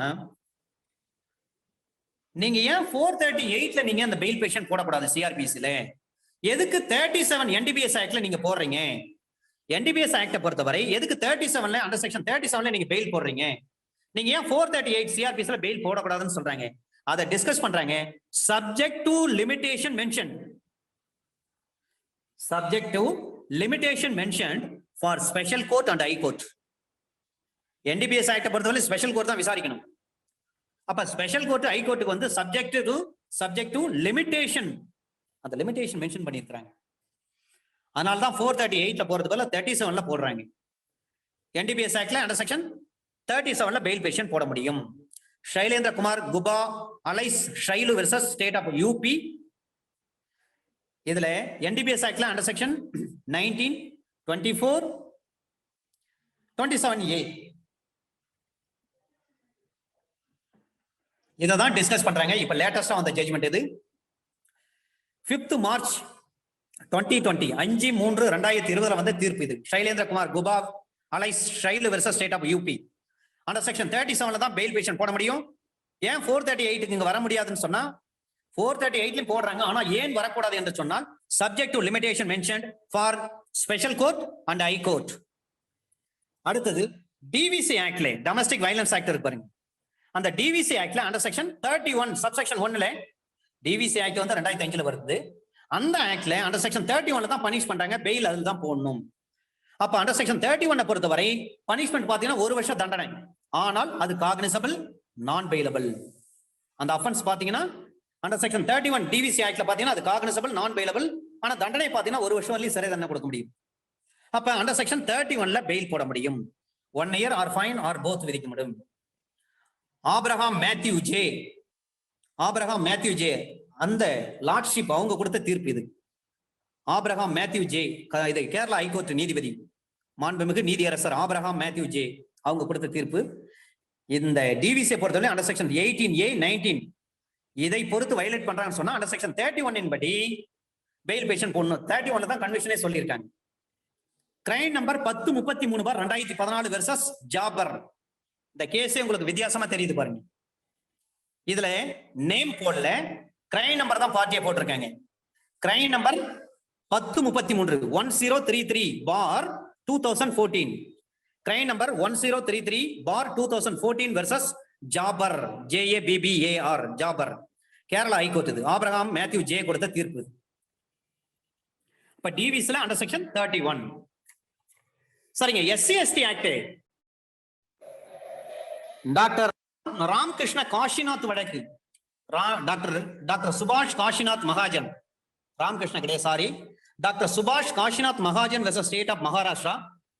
கிரிமினல் அப்பீல் நம்பர் 416/2018 416/2018. டாக்டர் சுபாஷ் காஷிநாத் மகாஜன் அந்த வழக்கு வந்த பிறகுதான் ஒரு திருப்பமே ஏற்படுது. ஒரு திருப்பம் ஏற்பட்ட பிறகுதான் இப்போதைக்கு மத்தியில் ஆட்சியில் இருக்கக்கூடிய மாண்புமிகு பாரத பிரதமர் திரு நரேந்திர மோடி அவருடைய கவர்மெண்ட் என்ன பண்றாங்க, இந்த SC/ST ஆக்ட்ல மிகப்பெரிய அமெண்ட்மெண்ட்டை கொண்டு வந்து அண்டர் செக்ஷன் 18A கொண்டு வராங்க. அதுல கொண்டு வந்து இப்ப வந்து முன்ஜாமீன் கிடையாது. ஆனா குவாஷ் பண்ண முடியுமா அந்த எஃப்ஐஆர்னா? அதை குவாஷ் பண்ணுவதற்கு முன்பாக ஒரு சீனியர் மோஸ்ட் அட்வொகேட் அமிகஸ் குறியாவாக அல்லது ஃபேக்ட் ஃபைண்டிங் கமிட்டியாக அப்பாயிண்ட் பண்ணி அந்த விசாரித்து இந்த சம்பவம் உண்மையா இல்லையான்னு தெரிஞ்சு அதன் பிறகுதான் அந்த குவாஷ் கூட பண்ண முடியும் அந்த எஃப்ஐஆர். பிருத்வி ராஜ் சௌஹான் 2020 இப்போ அந்த லேட்டஸ்ட் ஜட்ஜ்மெண்ட் இது. Prithvi PRATHVI Prithvi Raj Chauhan CHOUHAN Prithvi Raj Chauhan versus union of India 2020 volume 4 SCC page number 727. Prithvi Raj Chauhan versus union of India 2020 volume 4 SCC page number 727. Prithvi Raj Chauhan versus union of India இந்த வழக்கில் சொல்றாங்க ஆன்டிசிபேட்டரி பெயில் கிடையாது under section 18A of SC/ST act. இதே விஷயம் இப்ப அதை விட latest 2021 SCC online Chandigarh high court page number 288. 2021 SCC online Chandigarh high court page number 288. சரிங்க. JJ ஆக்ட்ல வந்து பெயில் எதை பத்தி பேசுறாங்க? JJ ஆக்ட்ல அண்டர் செக்ஷன் 12 வந்து பெயில் போட முடியும். இப்ப JJ ஆக்ட் இருக்கின்ற பொழுது அங்க CRPC அப்ளை ஆகும்னா அப்ளை ஆகாது. CRPC shall not be applied to JJ Act. JJ Act 2015 வந்த act, Juvenile Justice Care and Protection Act. Juvenile Justice Care and Protection Act 2015. அதுல ஒரு ஜுவனைல வந்து அரெஸ்ட் பண்றாங்கன்னு சொன்னா பெயில் பெட்டிஷன் அண்டர் செக்ஷன் 12 தான் fail petition போட முடியும். அந்த பெயில் பெட்டிஷன் போடுறாங்கன்னு சொன்னா அன்றைக்கே விசாரித்து பெயில விட்டுடணும் அல்லது பெயில வந்து விட முடியாதுன்னு சொல்லிடணும். பெயில் கிராண்டா இல்லையான்னு அன்னைக்கே தீர்ப்பு சொல்லணும். மாண்புமிகு நீதியரசர் லார்ட்ஷிப் அம்மா பானுமதி அவங்க கொடுத்த ஒரு அற்புதமான தீர்ப்பு. ஜேஜே ஆக்ட்ல அண்டர் செக்ஷன் 12 பாத்தீங்கன்னா பெயில் பேஷன் போட்டாங்கன்னா அன்னைக்கே விசாரிங்க. நீங்க வந்து அதுக்காக வந்து APP notice, PP notice, ADPP notice கொடுக்கணும் அந்த அவசியம் எல்லாம் கிடையாது. அன்னைக்கே விசாரிச்சு என்ன பண்ணும், அன்னைக்கே வந்து அவருக்கு ஒண்ணு பெயில ஒண்ணும் இல்ல டிஸ்மிஸ் பண்ணிடணும். லார்ட்ஷிப் பானுமதி அம்மா கொடுத்த ஒரு அற்புதமான தீர்ப்பு இருக்கிறது. அப்ப ஜேஜே ஆக்ட்ல அண்டர் செக்ஷன் 12.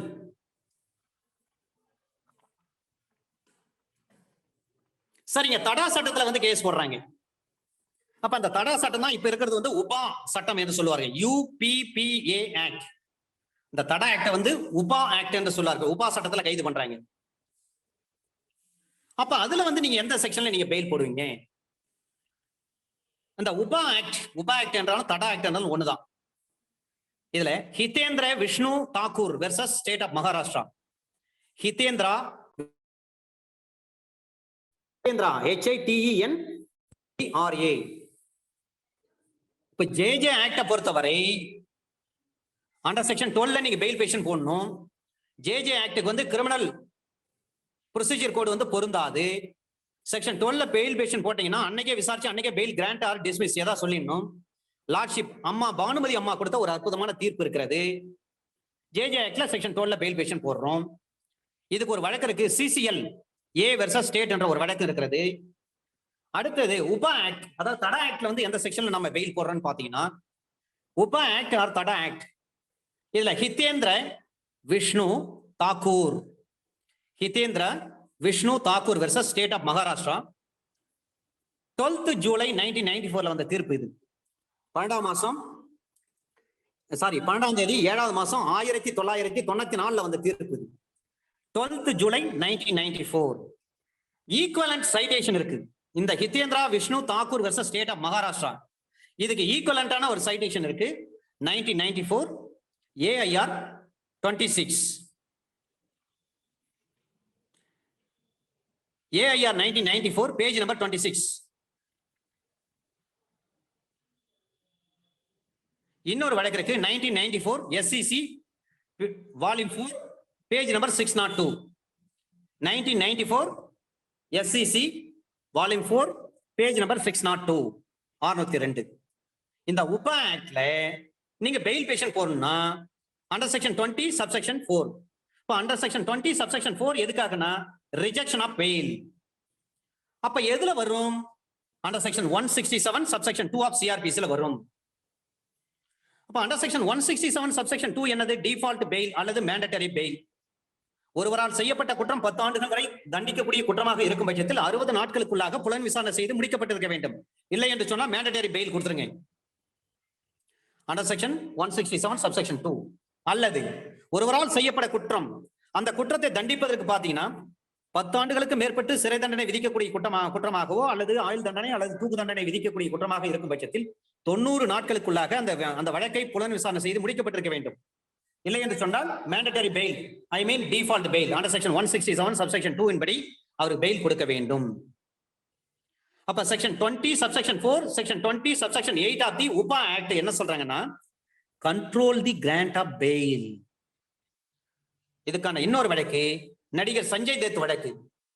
நடிகர் சஞ்சய் தத் ஜெயில இருக்கிறார். 180 நாளுக்கு மேல அவர் ஜெயில இருக்கார். அப்ப அவருக்கு பெயில் பேஷன் போடுறாங்க. செக்ஷன் 20 சப்செக்ஷன் 4 ஆஃப் உபா ஆக்ட்ல டிஸ்மிஸ் ரிஜெக்ஷன் ஆஃப் பெயில். ஏன்னா குறிப்பிட்ட காலத்துக்குள்ளே போடுறாங்க, 1 மாசத்துக்குள்ளே போடுறாங்க. அதன் பிறகு 180 நாள் கடந்து போச்சு. அவர் ஒரு நடிகர், பிரபலமான நடிகர். அவருக்கு பெயில்ல விடலாமா விடக்கூடாதா? சஞ்சய் தத் ஏற்கனவே இந்த சைட்டேஷன் நான் ஏற்கனவே சொல்லிட்டேன். சஞ்சய் தத் சைட்டேஷன் அவரை பெயில்ல விட்டே ஆக வேண்டும். அப்ப எதுல விட முடியும்? Under section 167 subsection 2 of CRPC.